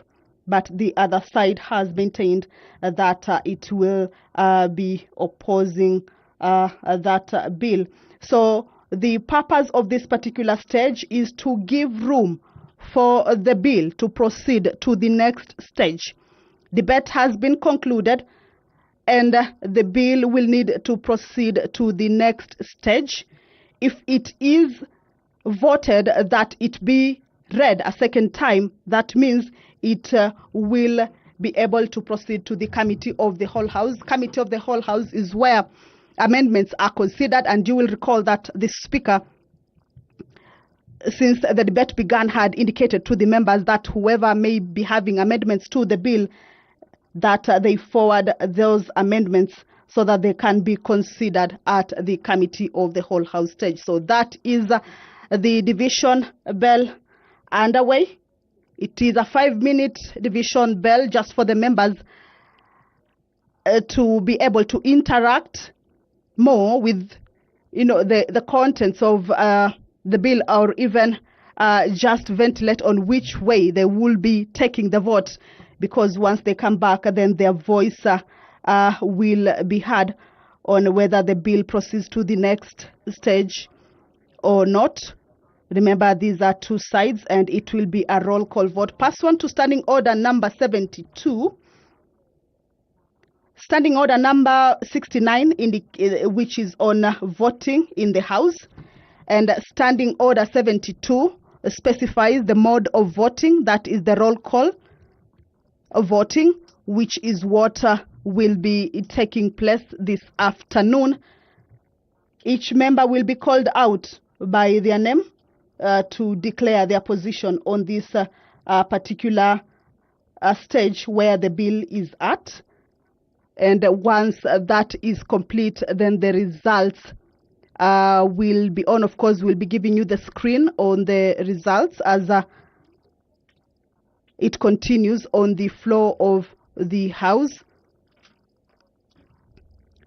Two tailors from the two sides will be at the dispatch point.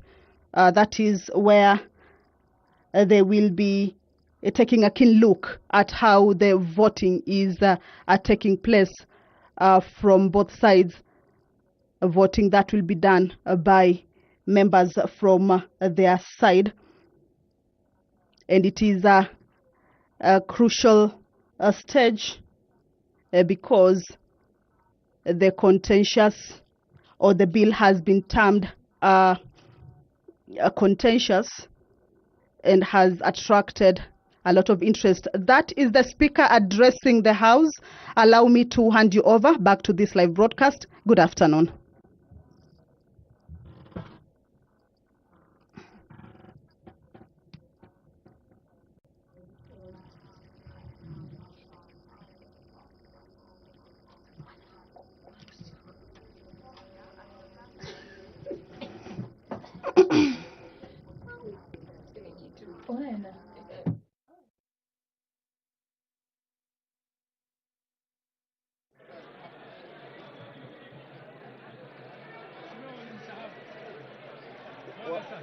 Wakubwa wenu walisema tufunge. Oh, sorry. Sits.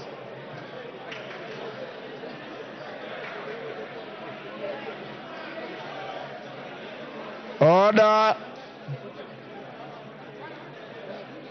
Honorable members, take your seats.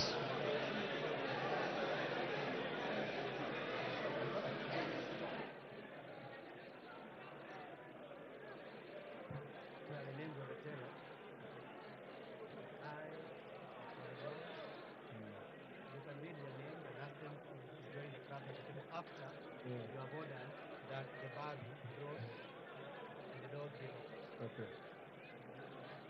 Are there still members behind here? Are there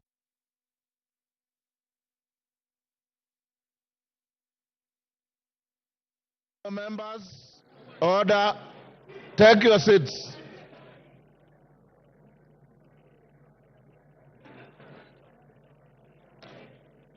Honorable members, take your seats.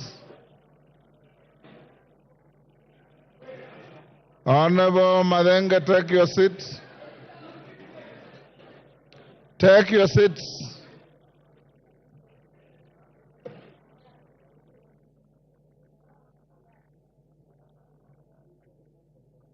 Honorable members, take your seats.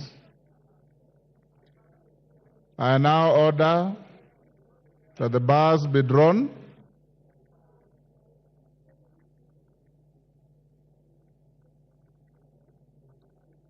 Doors be locked.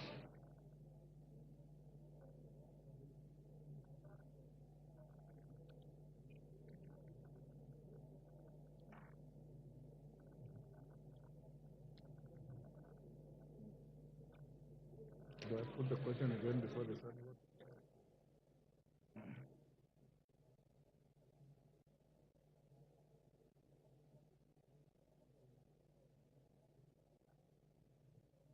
Honorable members, take your seats. Honorable members,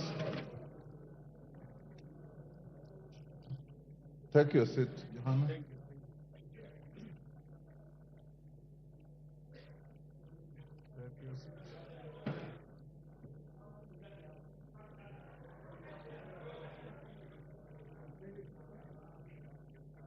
Vindicare, take your seat.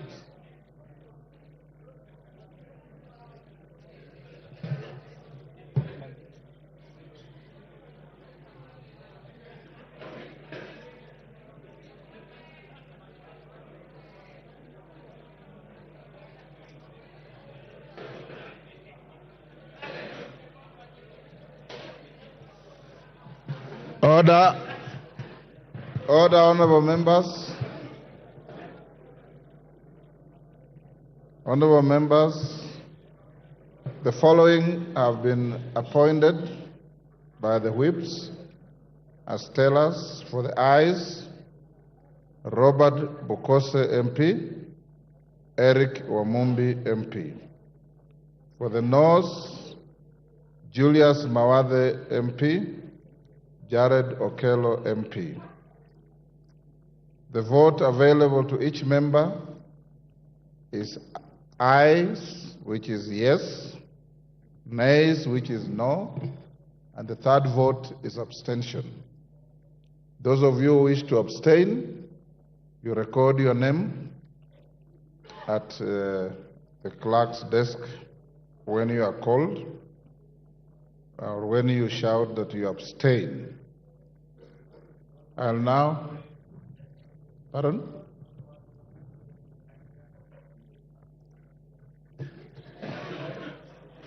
Order, Dedimas. I know that we have locked the doors out there.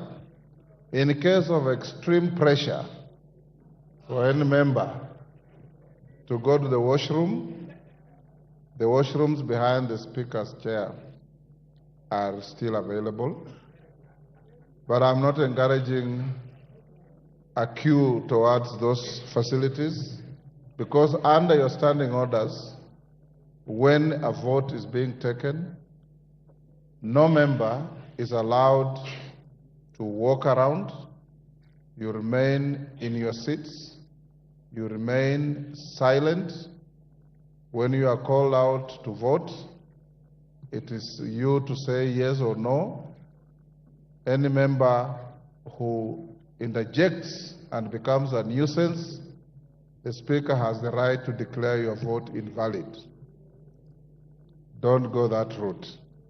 I now put the question once again, as is required by the standing orders, which is that the Finance Bill, National Assembly Bill number 30 of 2024, be now read a second time.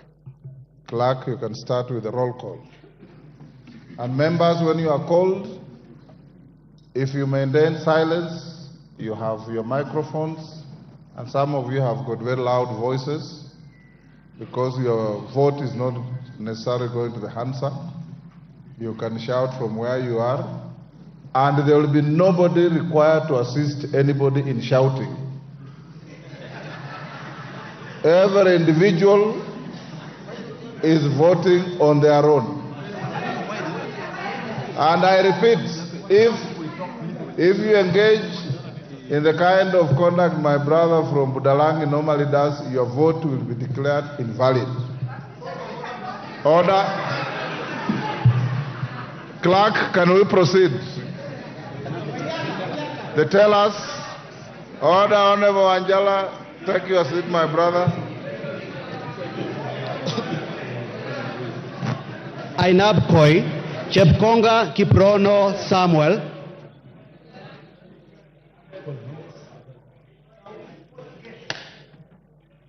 Ainamoi Langat Benjamin Kipkrui,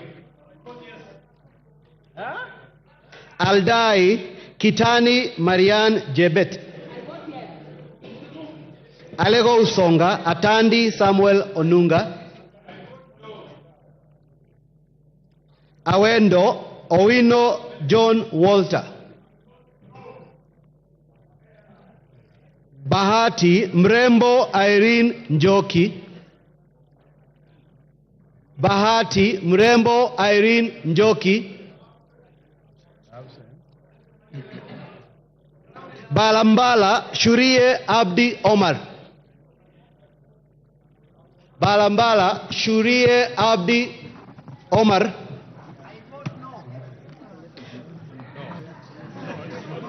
Baringo County. Order. Order. Babu Wino. Order. Honorable Babu Wino. You are grossly disorderly. You are not Shurie of Mbalambala. And you cannot do what you are doing. You are a decent young man. I don't know why you keep doing these things. Order.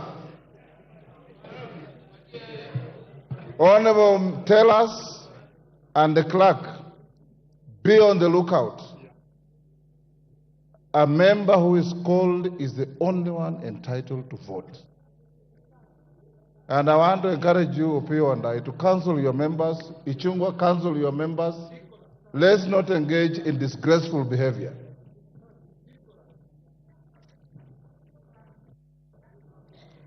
Baringo County.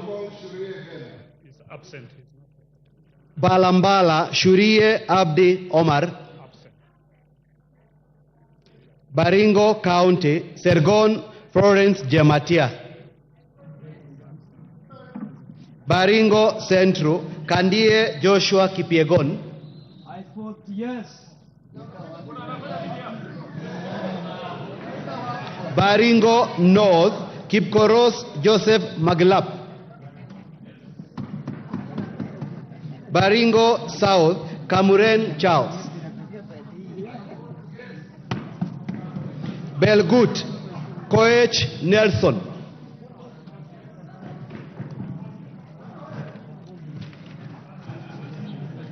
Bobasi, Momanyi Innocent Obiri.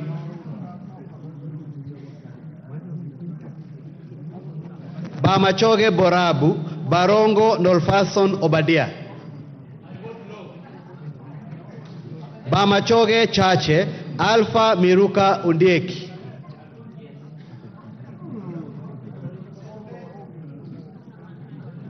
Bomet County, Bomet County, Lynette Chepkoril.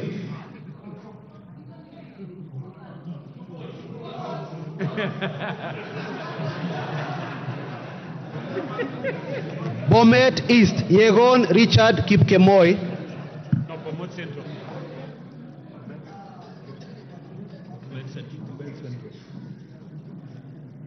Bomet Central, Kilel Richard Cheruyot.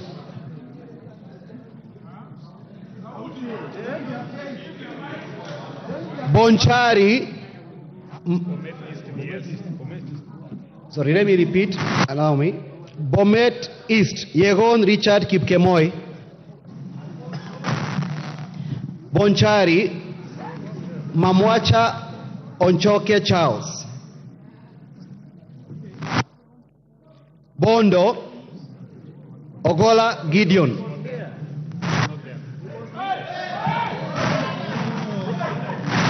Bondo, Ogola Gideon Ochanda. Borabu. Order members. No cheering. There's no vote that attracts any cheering. Remain silent. Borabu Osero Patrick Kibagendi. I vote no. Budalangi Wanjala Rafael Sauti Bita. Bumula Wamboka Nelson Jack. Bungoma County, Wabilianga Catherine Nanjala. Bura Yakub Ado Kuno. Bura Yakub Ado Kuno. Bureti Komingoi Kibet Kirui. Busia County, Omanyo Catherine Nahambi. Butere, Mwale Nicholas Tindi. Butula, Oyula Joseph. Buuri, Muruidhania Rindikiri Mugambi. Centro Imenti, Kirima Moses Ngochine. Changamwe, Shimbwa Omar Mwinyi. Shebalungu, Koech Victor Kipngetich. Cherangani, Barasa Patrick Simiu. I vote no. Chesumei, Diego Paul Kibichi. Chuka Iganga Ngombe, Ntwega Patrick Munene. Dadab, Farah Maalim. Dagoretti North, Elachi Beatrice. Dagoretti South, Waweru John Kiarie. I vote yes. Eldama Ravine, Firma. Order, clerk. Order, Honorable Junet. In the course of voting, the House does not entertain anything else. No points of order, no moving around. The tellers and the clerks are not complaining. They are okay. So, order, honorable members. Order. You have given these 4 honorable members a responsibility to guard, to oversee, to protect your vote. Trust them. Any member who has a stress in his voice or her voice and needs a mic, is a portable mic, but continue the way you are doing. Eldama Ravine, Sirma Musa Cherutich. Eldas, Kinan Adan Welie. Elgeo Marakwet, Jepto Ngerechei Caroline. Embakasi Central, Gaziro Majadong Benjamin. Embakasi Central, Gaziro Majadong Benjamin. Embakasi East, Babu Oino Ongili. Babu Oino Ongili.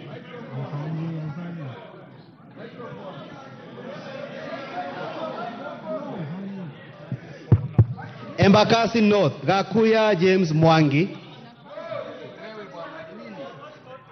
Embakasi North, Gakuya James Mwangi.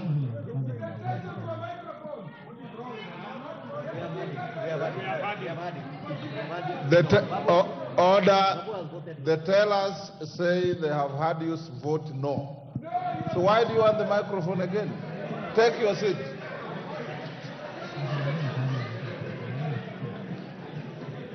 Embakasi North, Gakuya James Mwangi.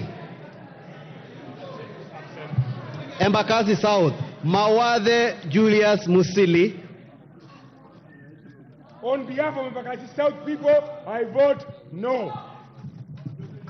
Embakasi West, Mwenje Mark Samuel Mureithi. Embu County, Double N Pamela Njoki. Mgwen, Lelmegit Joseph Kipto. Emuhaya, Omboko Milemba. Emurwa Dikir, Johanna Ngeno. Endebes, Pukose Robert. Yes. Fafi Yakub Farah Sala. Fafi Yakub Sara. Yes, voted yes. Funyula Oundo Wilberforce Jambo. Galole Hiribaye Said Buya.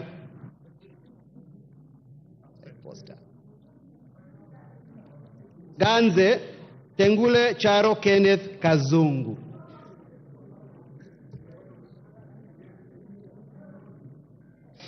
Garissa County, Siad Udgon Amina.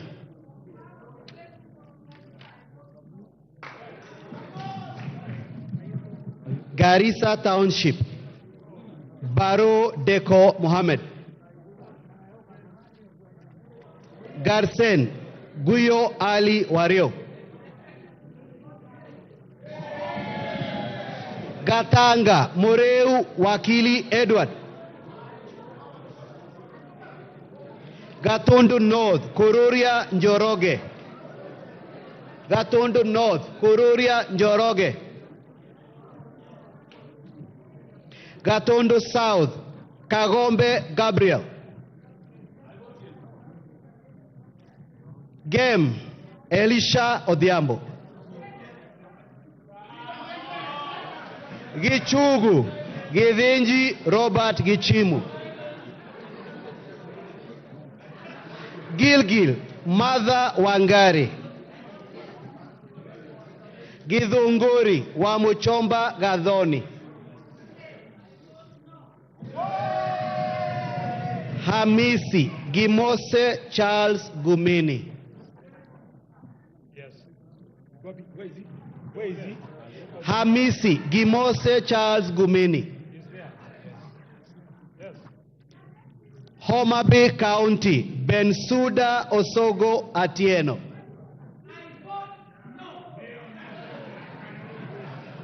Homa Bay Town Kaluma George Peter Opondo. Igembe Central Karithi Kiili Daniel. Igembe North Julius Taitumu. Igembe South John Paul Mwirigi. Ijara Abdi Ali Abdi. Ikolomani Shinali Bernard Masaka. Ikolomani Shinali Bernard Masaka. Isiolo County Mumina Golo. Isiolo County Mumina Golo Bonaya. Isiolo North Lomwa Joseph Samal. Isiolo South Tubi Bidu Mohammed.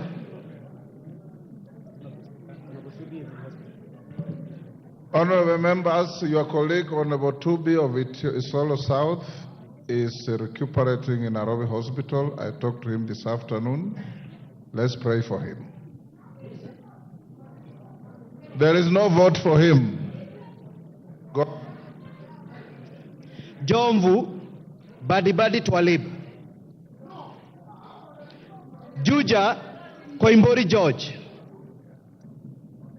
Juja Koimbori George.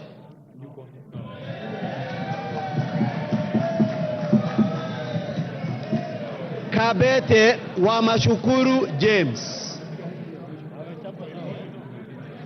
Kabete Wamashukuru James.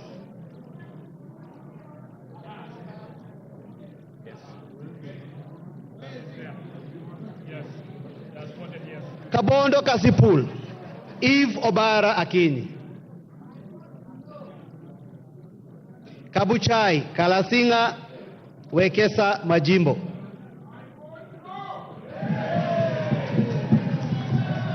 Kacheliba Titus Lote. Kacheliba Titus Lote. Kaiti Kimilu Joseph Kivinda. Kajiado County Sankaire Lea Sopiato. Kajiado Central Memusi Kanchori.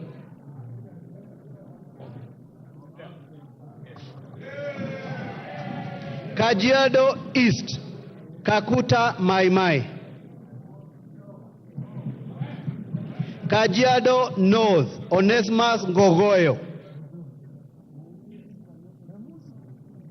Kajiado South Sakimba Parashina Samuel. Kajiado West Sunkuya George.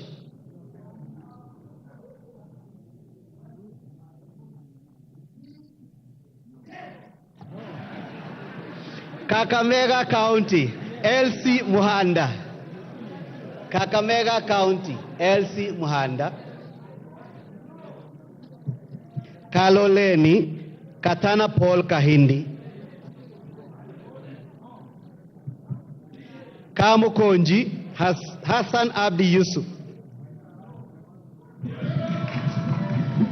Kandara, Chege Njuguna. Kandui Makali John. Kangema Peter Irungu Kihongi. Kangundo Fabian Chule Muli. Kapenguria Moroto Samuel Chumel. Kapsaret Oscar Sudi.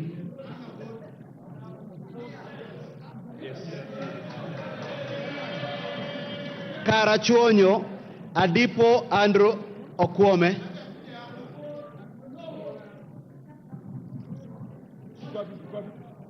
Kasarani Karauri Ronald Kamwiko. Kasipul Were Charles Ongondo.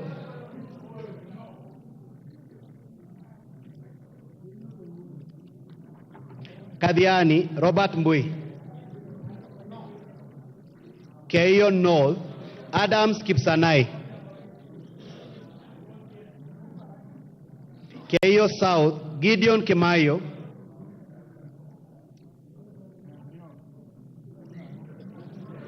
Kericho County Beatrice Kemei. Keses Julius Ruto. Huisero Aseka Christopher. Kiamba Kawanjiko John. Kiambu Waidhaka John. Kiambu County Wamuradha Ann Wanjiku. Kibra Peter Orero. Kibwezi East Jessica Mbalu. Kibwezi West Mutuse Mwengi. Kieni Wainaina Njoroge. Kigumo Joseph Munyoro. Kiharu Ndindi Nyoro. Kikuyu Anthony Kimani Ichungwa. Kilgoris Julius Sunkuli. Kilifi County Gertrude Mbeyu.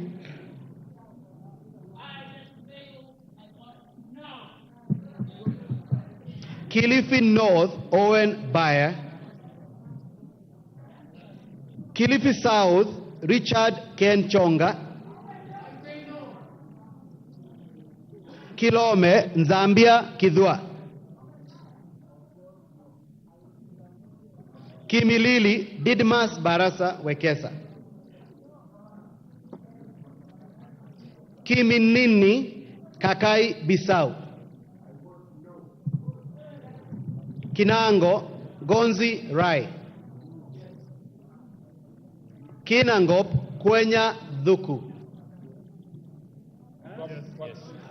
Kinangop Kwenya Dhuku. Kipipiri Wanjiku Muhea. Kipkelion East Cherorot Joseph. Kipkelion West Hillary Kiplangat Kosgei. Kirinyaga County Jane Maina. Kirinyaga County Jane Maina Njeri. Kirinyaga Central Joseph Gitari. Kisauni Benzimba Rashid Juma. Kisii County Donya Doris Aburi. Kisii County, Donya Doris Aburi. Kisumu County, Ruth Othiambo Busia Odinga. Kisumu Central, Oron Joshua Odongo. Kisumu East, Shakil Shabir. Shakil Shabir. Kisumu West, Rosa Buyu.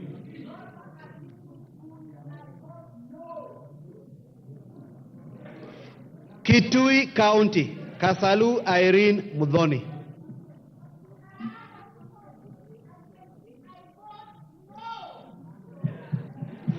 Kitui Central, Makali Benson Mulu.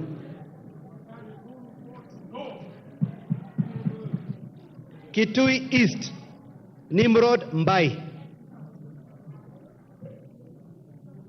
Kitui Rural, Mboni Mwalika. Kitui South, Recho Nyamae Kaki. Yes. Kitui West, Edith Nyenze. Kitutu Chache North, Japheth Nyakundi Mokaya. Kitutu Chache South, Kibagendi Anthony. Kitutu Masaba, Gesairo Clive Ombane.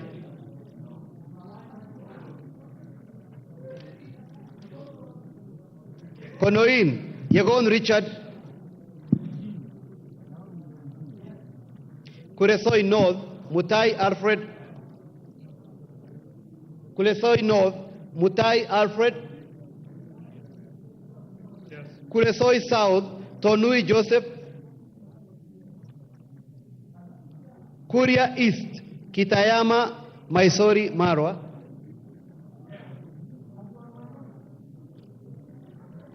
Kuria West, Mathias Robi. Kwale County, Fatuma Masito Hamisi. Kwanza, Fanidad Wanyonyi. Lafe, Abdurrahman Mohamed Abdi. Lafe, Abdurrahman Mohamed Abdi. Lagdera, Mohamed Hussein Abdikadir. Yes. Laikipia County, Jane Kagiri. Laikipia East, Kionjuri Festus. Laikipia North, Sarah Korere.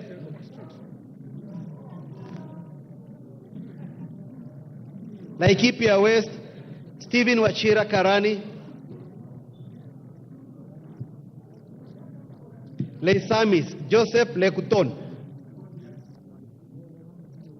Lamu County, Mudhoni Marubu. Lamu East, Rueda Obo. Lamu West, Stanley Mudama.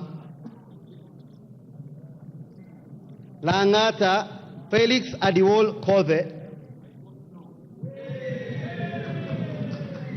Lari, Kahangara Joseph. Likoni, Mishi Mboko. Likuyani, Innocent Mugabe. Limuru, John Chege Kiragu. Loima, Protas Akuja.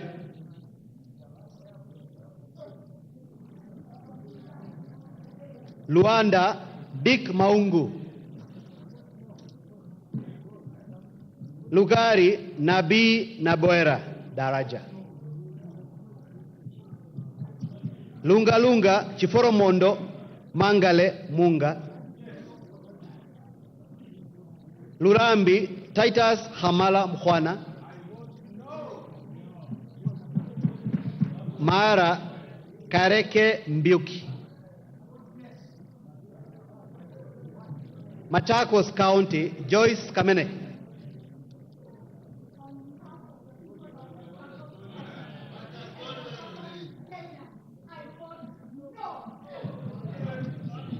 Machakos Town, Caleb Mule.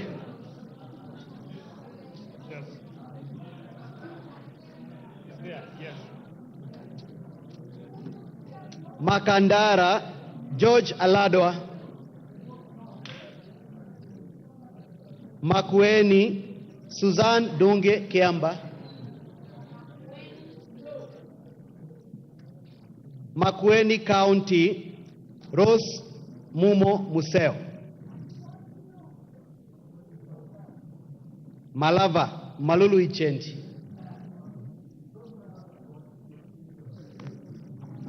Malindi, Amina Munyanzi. Mandera North, Sheikh Bashir Abdurai. Mandera County, Umuhel Kasim.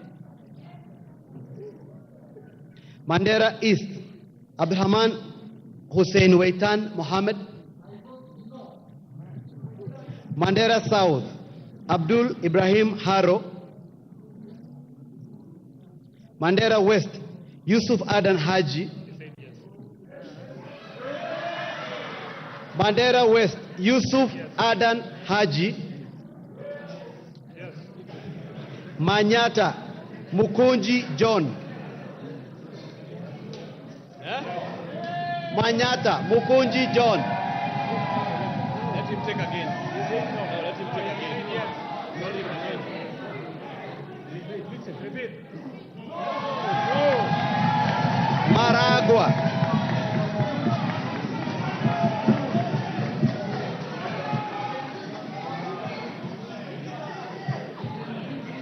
Maragua, Wamaua Njoroge.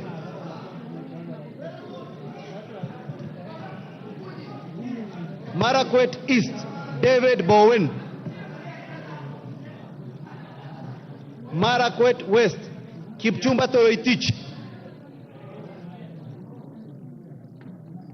Marsabit County, Naomi Wako.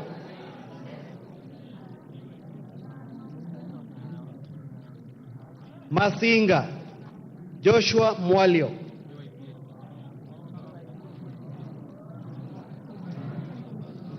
Masinga, Joshua Mwalio.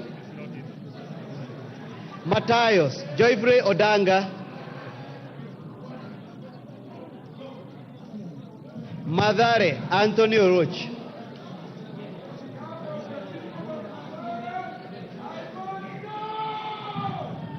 Madioya, Edwin Mugogi Choki. That should be a spoil to vote. Madira, Eric Mwangi Kahogu. I vote yes. Matuga, Kasim Sawatandaza. Yes. Matungu, Nabulido Peter Oscar. Yes. Matungulu, Stephen Mule.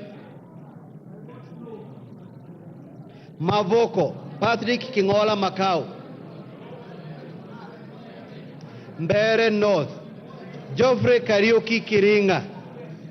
Yes. Mbere South, Nabat Bernard Muriuki. Yes. Yes.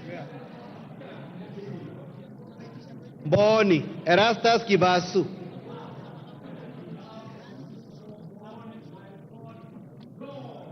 Meru County, Elizabeth Kailemia Karambu. Migori County, Fatuma Mohammed Zainab. Order members. Baba, we not go back to your seat. Go back to your seat. Honorable members, exercise of decorum. Junaid Mohammed, who is the chief whip of the minority, has not notified the Speaker of the change of any teller.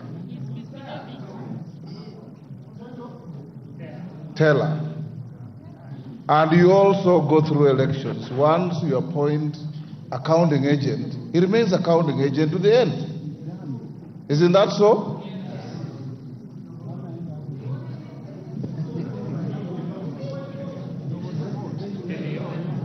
Mogotio, Kiborek Ruben. Moiben Bartho Phyllis, Molo Kuria Francis Kimani,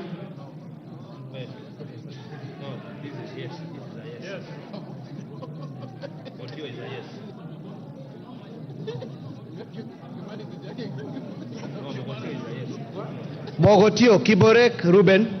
It was yes. No. Yes. Kiborek. Yes, it's a yes.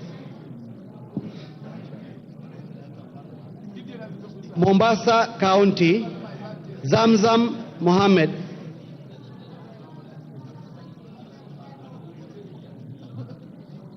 Mosop Abraham Kirwa.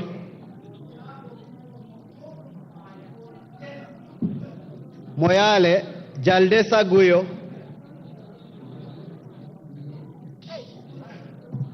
Msambweni Salim Faisal. Mount Elgon Fred Kapondi. Muhoroni Koyo James. Mukurweini Kaguchia John. Mumias East Salasia Peter. That is a spoiled vote. Spoiled.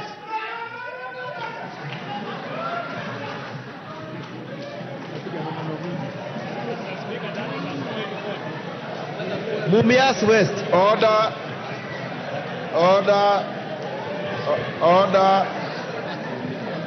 Order, members. Order. Honorable Salasia, you are treated as if you have not voted. Can you vote? No theatrics.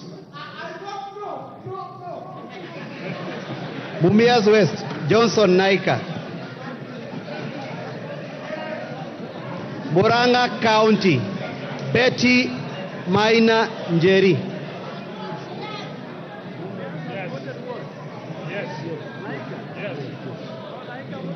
Mvita Machele Mohammed. Mwala Musioka Vincent Musau. Mwatate Peter Shake. Mwea Mary Maingi.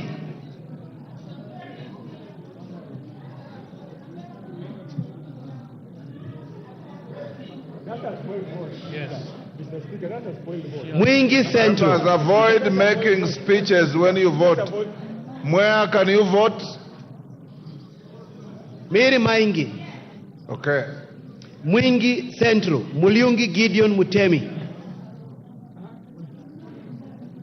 On behalf of Mwingi Central, I vote no. Mwingi North, Nzengu Paul.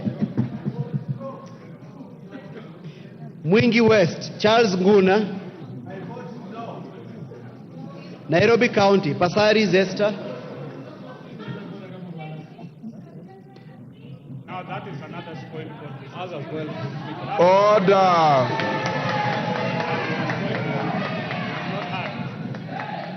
Naivasha, Jane Kihara.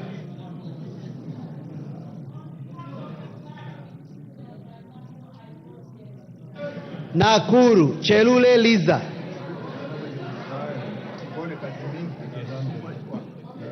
Nakuru Town East, David Gikaria.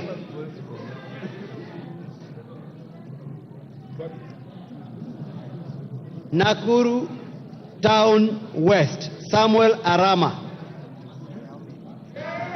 Nambale, Godfrey Mulanya.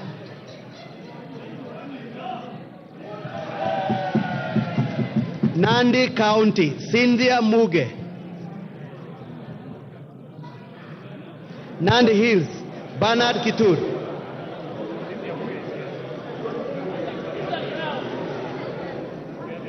Nandi County, Cynthia Muge. Nandi Hills, Kitur Bernard. Narok County, Rebecca Tonkei. Narok East, Armat Lemanken. Narok North, Agnes Pareyo. Narok North, Agnes Pareyo. Narok South, Kitilai Olentutu.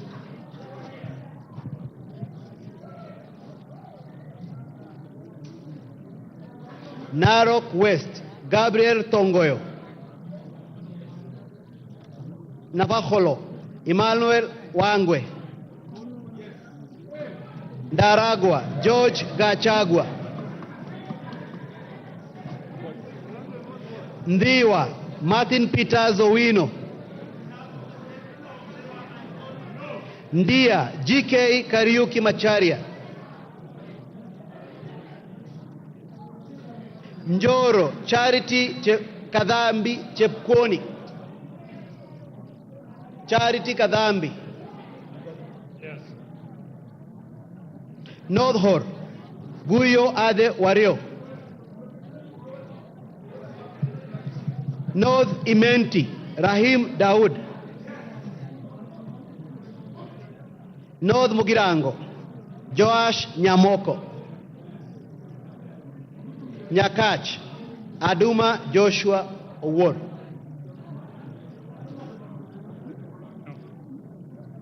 Nyali, Muhammad Ali. Nyali, Muhammad Ali.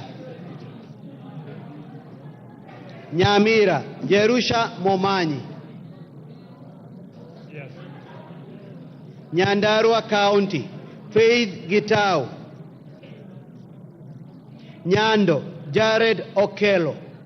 Nyando vote no. Nyaribari Chache, Zahil Janda. Nyaribari Masaba, Daniel Manduku.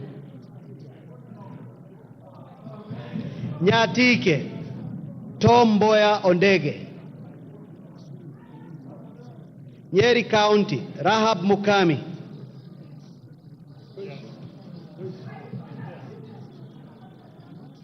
Nyeri Town, Duncan Madenge. Oljororok, Michael Muchira. Ol Kalau, Kiaraho David.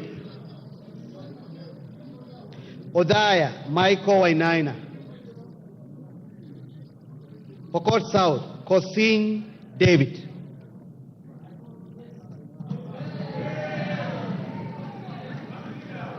Rabbi Anthony Kenga Mupe. Rabbi Anthony Kenga Mupe.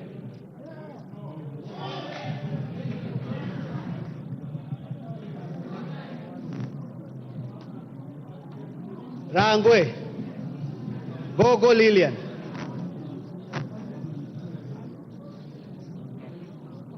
Rarieda, Paul Otiende Amolo. Rongai, Paul Kibet Jebor. Rongo, Paul Abor. Roy Sambu, Mwafrika Kamande.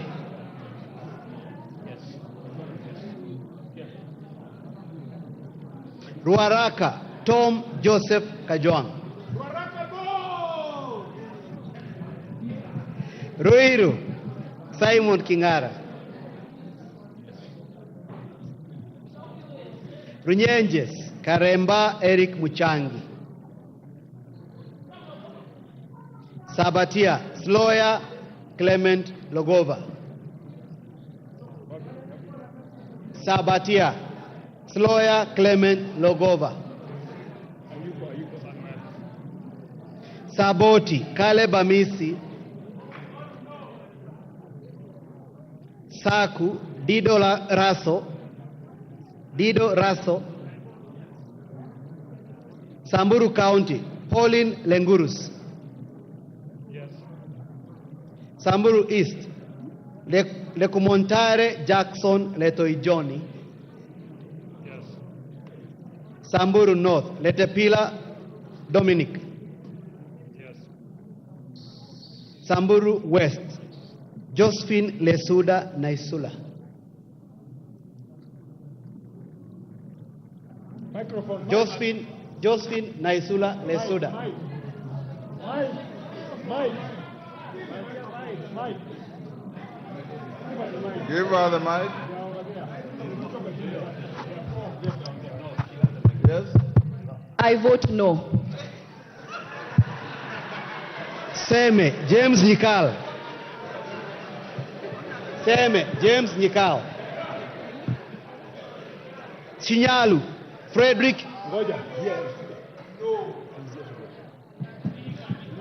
Chinyalu Frederick Ikana. Yes. Seme Frederick, sorry. Chinyalu Frederick Ikana.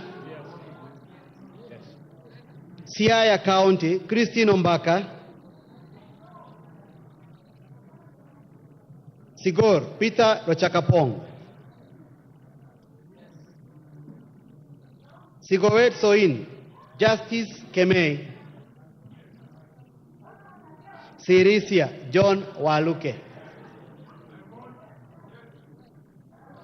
Sotik, Francis Sigei.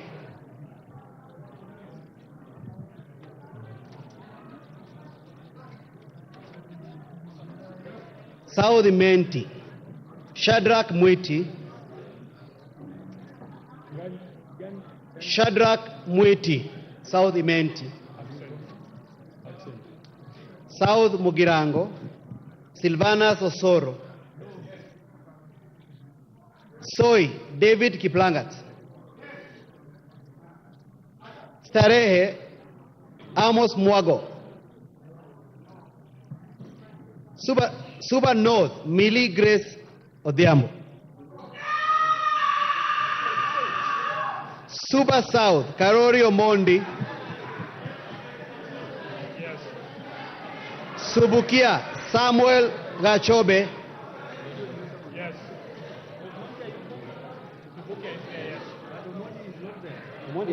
He's there. He's voted. Suna East, Junet Mohammed. Suna West, Francis Masara.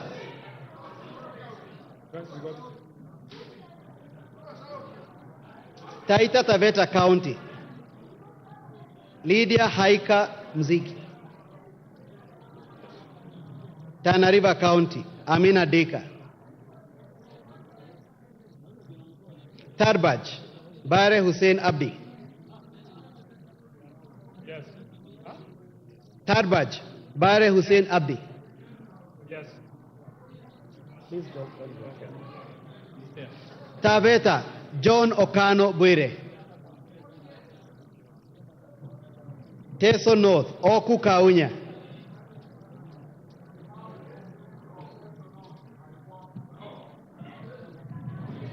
Teso South, Mary Amase.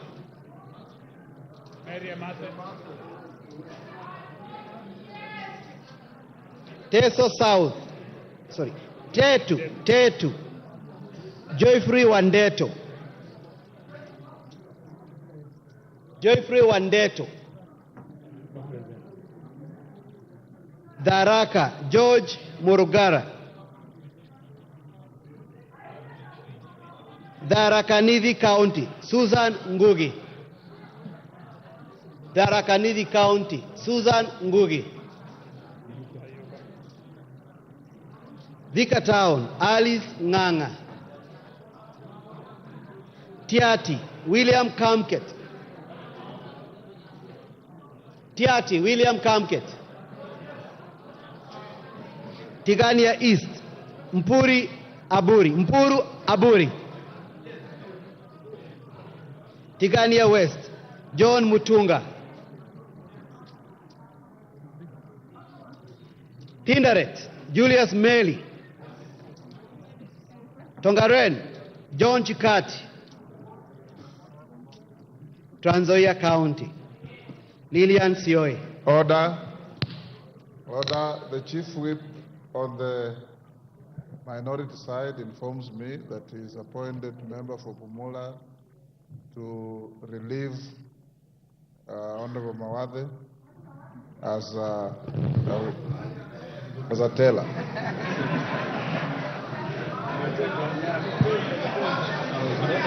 Trans Nzoia County, Lilian Sioi.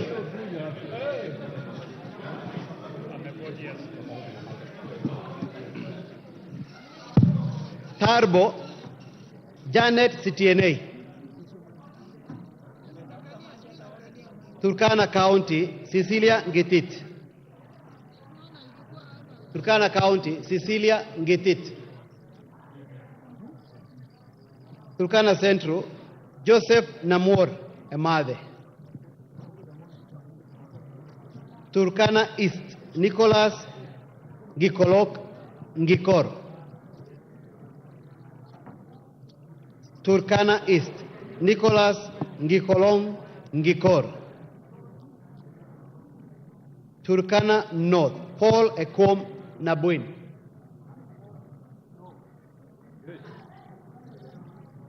Turkana South, John Ariko.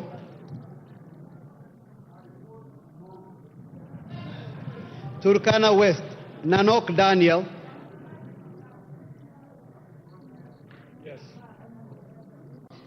Wasinigishu County, Gladys Boss. Gladys Boss. Ugenya, David Ochieng. Ugenya, David Ochieng.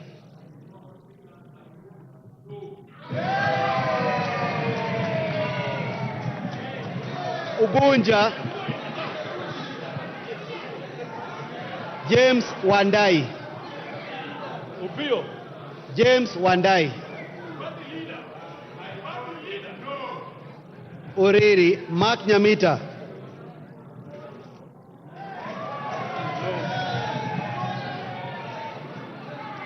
Vihiga, Ernest Kivai Kagesi.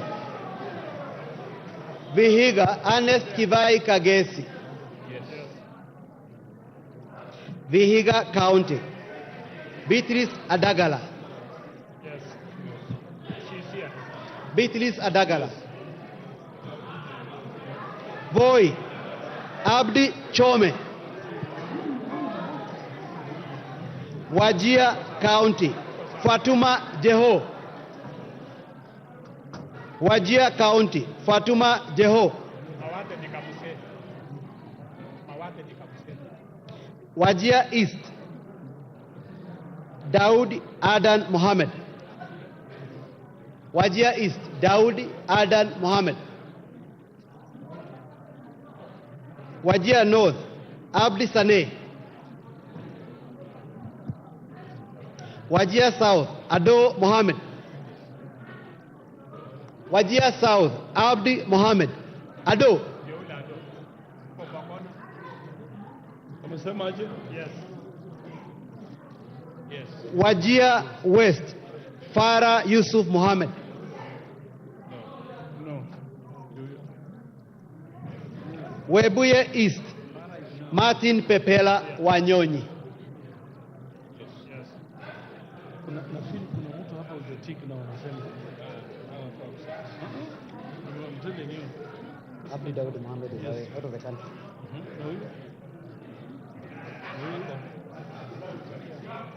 Webuye East, Daniel Wanyama. West. Webuye West, Daniel Wanyama. Yes. West Mugirango, Stephen Mogaka.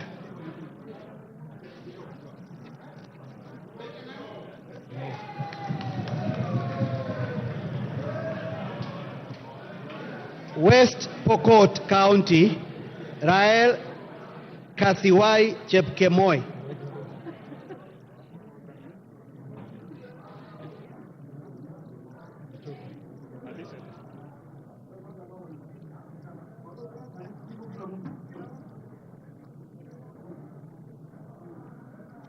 Okay, give it. West Pokot, Kasiwai Rael Chepkemoi. West Pokot, Kasiwai Rael Chepkemoi. She's there. Yes. Yes. Yes. Westlands, Wetangula Timothy Wanyonyi. Wundanyi, Mwakuona Danson Mwashako.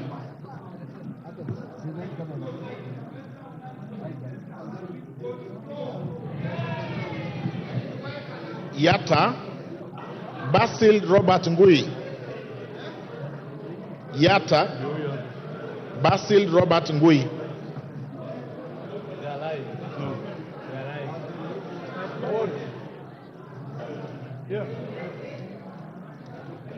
Ali Abdisirat Khalif.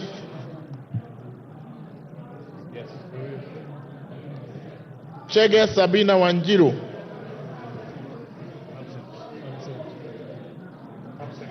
Dina Joseph Hamisi. Harun Suleka Hulbale. Ikiara Dorothy Modoni. Iraya Joseph Wainaina. Koske Joseph Kipkemo.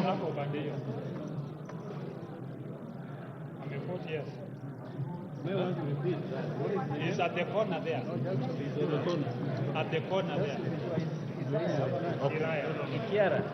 No, Koske. Okay. I will repeat. Koske Jackson Kipkemo. He's there. Yeah. Mayaka Irene Nyakerario.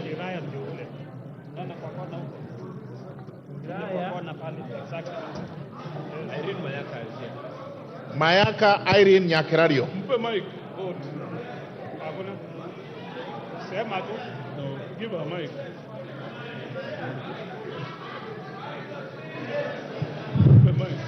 On behalf of Gen Z and the people of Nyamira, I vote no. Mohammed Umul Khair Harun. She's not nominated in Nyamira. That is a spoil for her. Mike, mpe mic. As the Gen Z of the House, born in the year 1996, I say no. Teresia Wanjiru Mwangi. Teresia Wanjiru Mwangi. Okay. John Mbadi Ngongo.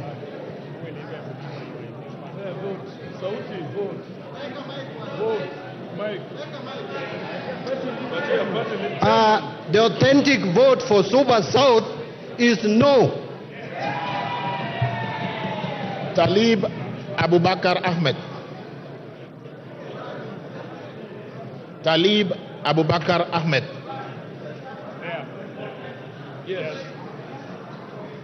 Okay, done.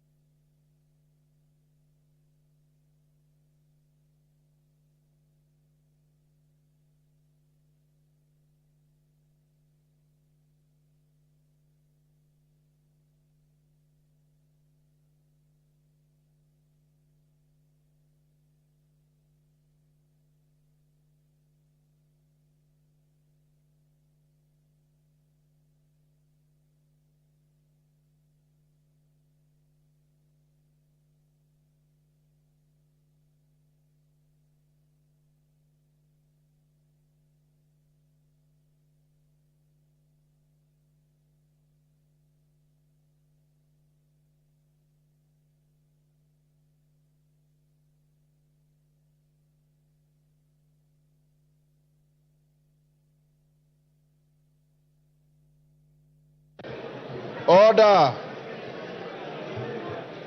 Order, honorable members. Order. Order, honorable members. Order. The voting is not over until the results are announced. Take your seats. Order, members, take your seats. Kawanjiku, take your seats.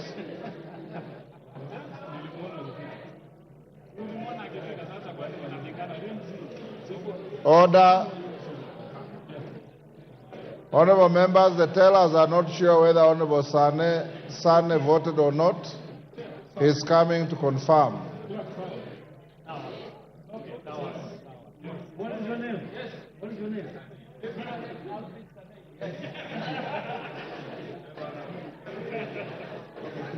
You are satisfied? Yes, sir. Okay, Sane, take your seat.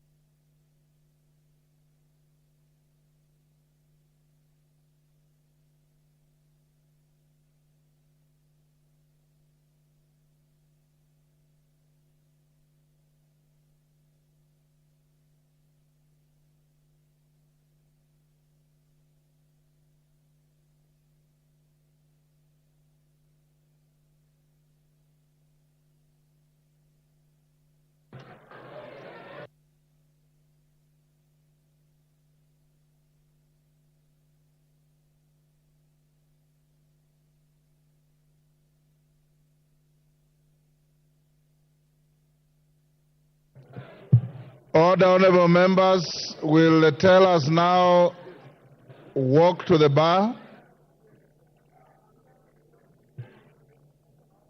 Will the tellers walk to the bar?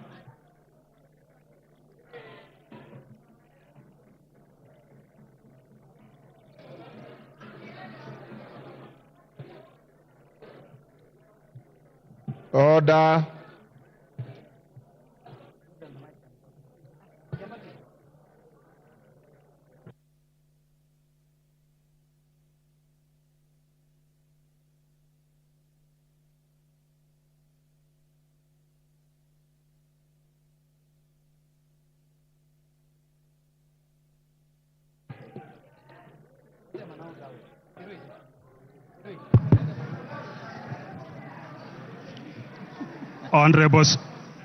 Honorable Speaker, the division on the second reading of the Finance Bill 2024 voting, the ayes 204, nays 115, abstention, order, abstention 0. Haya.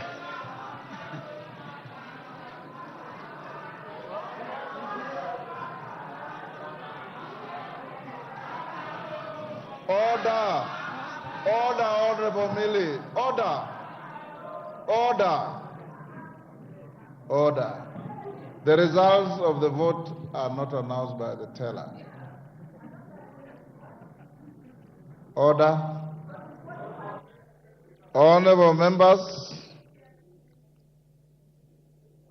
the results of the division on second reading of the Finance Bill 2024 is as follows. Ayes 204, nays 115, abstentions nil, so the ayes have it. Order. I now order for the bill to be read the second time. Order. Order. The House is in session. Order. Order. Clerk. Order. A bill for an act of parliament to amend the law relating to various taxes and duties and for matters incidental thereto. Honorable members, the matter of the finance bill is now over. You wait for the committee of the whole. Those who have amendments to file, you know the deadline was 1 o'clock. The clerk and his team will process those amendments, and as you are told, the House will sit on Tuesday morning when we'll proceed on the same matter. I now order that the next order be open the bar, open the doors. Now call out the next order. Order number 9, motion, consideration of Senate amendments to the Independent Electoral and Boundaries Commission Amendment Bill, National Assembly Bill number 10 of 2024.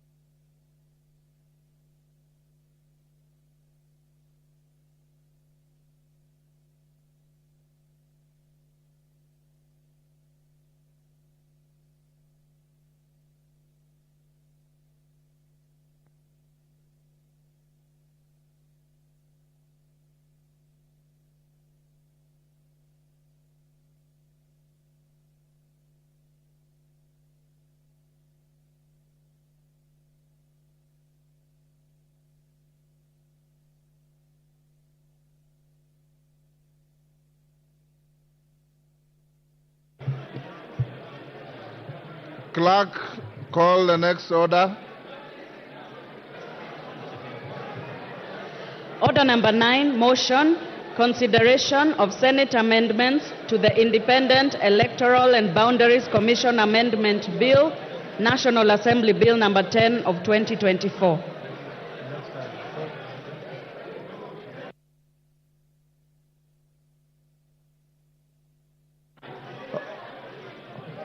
Order, honorable members, order. Members who are leaving the chamber, do so quietly. The next order has been called, order number 9, and I'm calling the Chair, Departmental Committee on Justice and Legal Affairs to move the motion. Those who are recessing out of the chamber, do so quietly. The House is not adjourned, the House is in session. Honorable Murugara, proceed. Thank you. Thank you very much, Mr. Speaker, sir. I beg to move that the Senate amendments to the Independent Electoral and Boundaries Commission Amendment Bill, National Assembly Bill number 10 of 2024, be now considered. Honorable Speaker, this House considered the Independent Electoral and Boundaries Commission Amendment Bill and passed it with amendments, and thereafter it was forwarded to the Senate for consideration. I wish to report that the Senate considered the bill and returned it with some proposed amendments, which proposed amendments the Justice and Legal Affairs Committee did consider and prepared a detailed report in which it actually agreed with the Senate in the proposals. In essence, it means that the National Assembly should now agree with the Senate on the proposed amendments, in which case then we would amend the bill as proposed by the Senate, and after that we would actually pass it ready for assent. The reason why the Justice and Legal Affairs Committee agreed with the Senate is that the proposed amendments are not major amendments as such, but are proposals that since the IEBC Act is supposed to be considered by the two houses, the bicameral houses, where we have made a provision for the National Assembly, then there is also a mention of the Senate. It would have been tidier if the Senate had proposed that we delete the National Assembly and substitute therefore with the word Parliament. But since we are not supposed to touch this bill in any other way so as not to necessitate mediation, we entirely agreed with the Senate and are now in agreement, and we do propose that we move to the Committee of the Whole House, where the proposed amendments will be considered, and once passed or adopted by this House, the bill will have passed through the two houses and will be ready for assent. Honourable members, please resume your seats. Honourable Madam Speaker, therefore I do beg the House to agree with the proposed amendments by the Senate, and we move on to the Committee of the Whole House. With those remarks, I beg to move and request the Honourable Chepkonga, the Honourable Member for Anabukoi, to actually second. I would have given.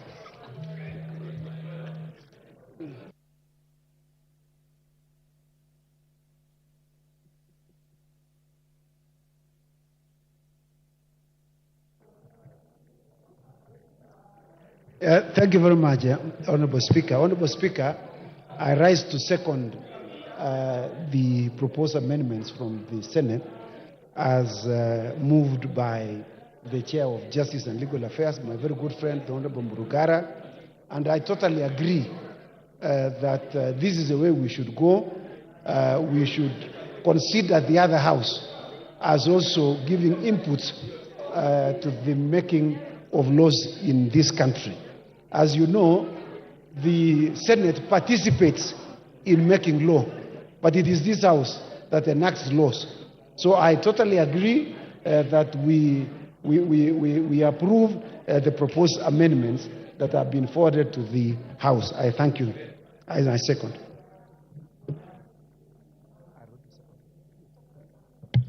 Honourable members, I now propose the question that the Senate amendments to the Independent Electoral and Boundaries Commission Amendment Bill, National Assembly Bill number 10 of 2024, be now considered.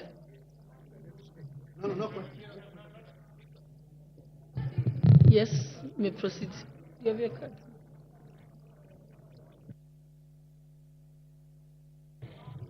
Thank you, Madam Speaker, for this opportunity to support the amendment as presented by the Senate. I have had keen interest, especially on this bill.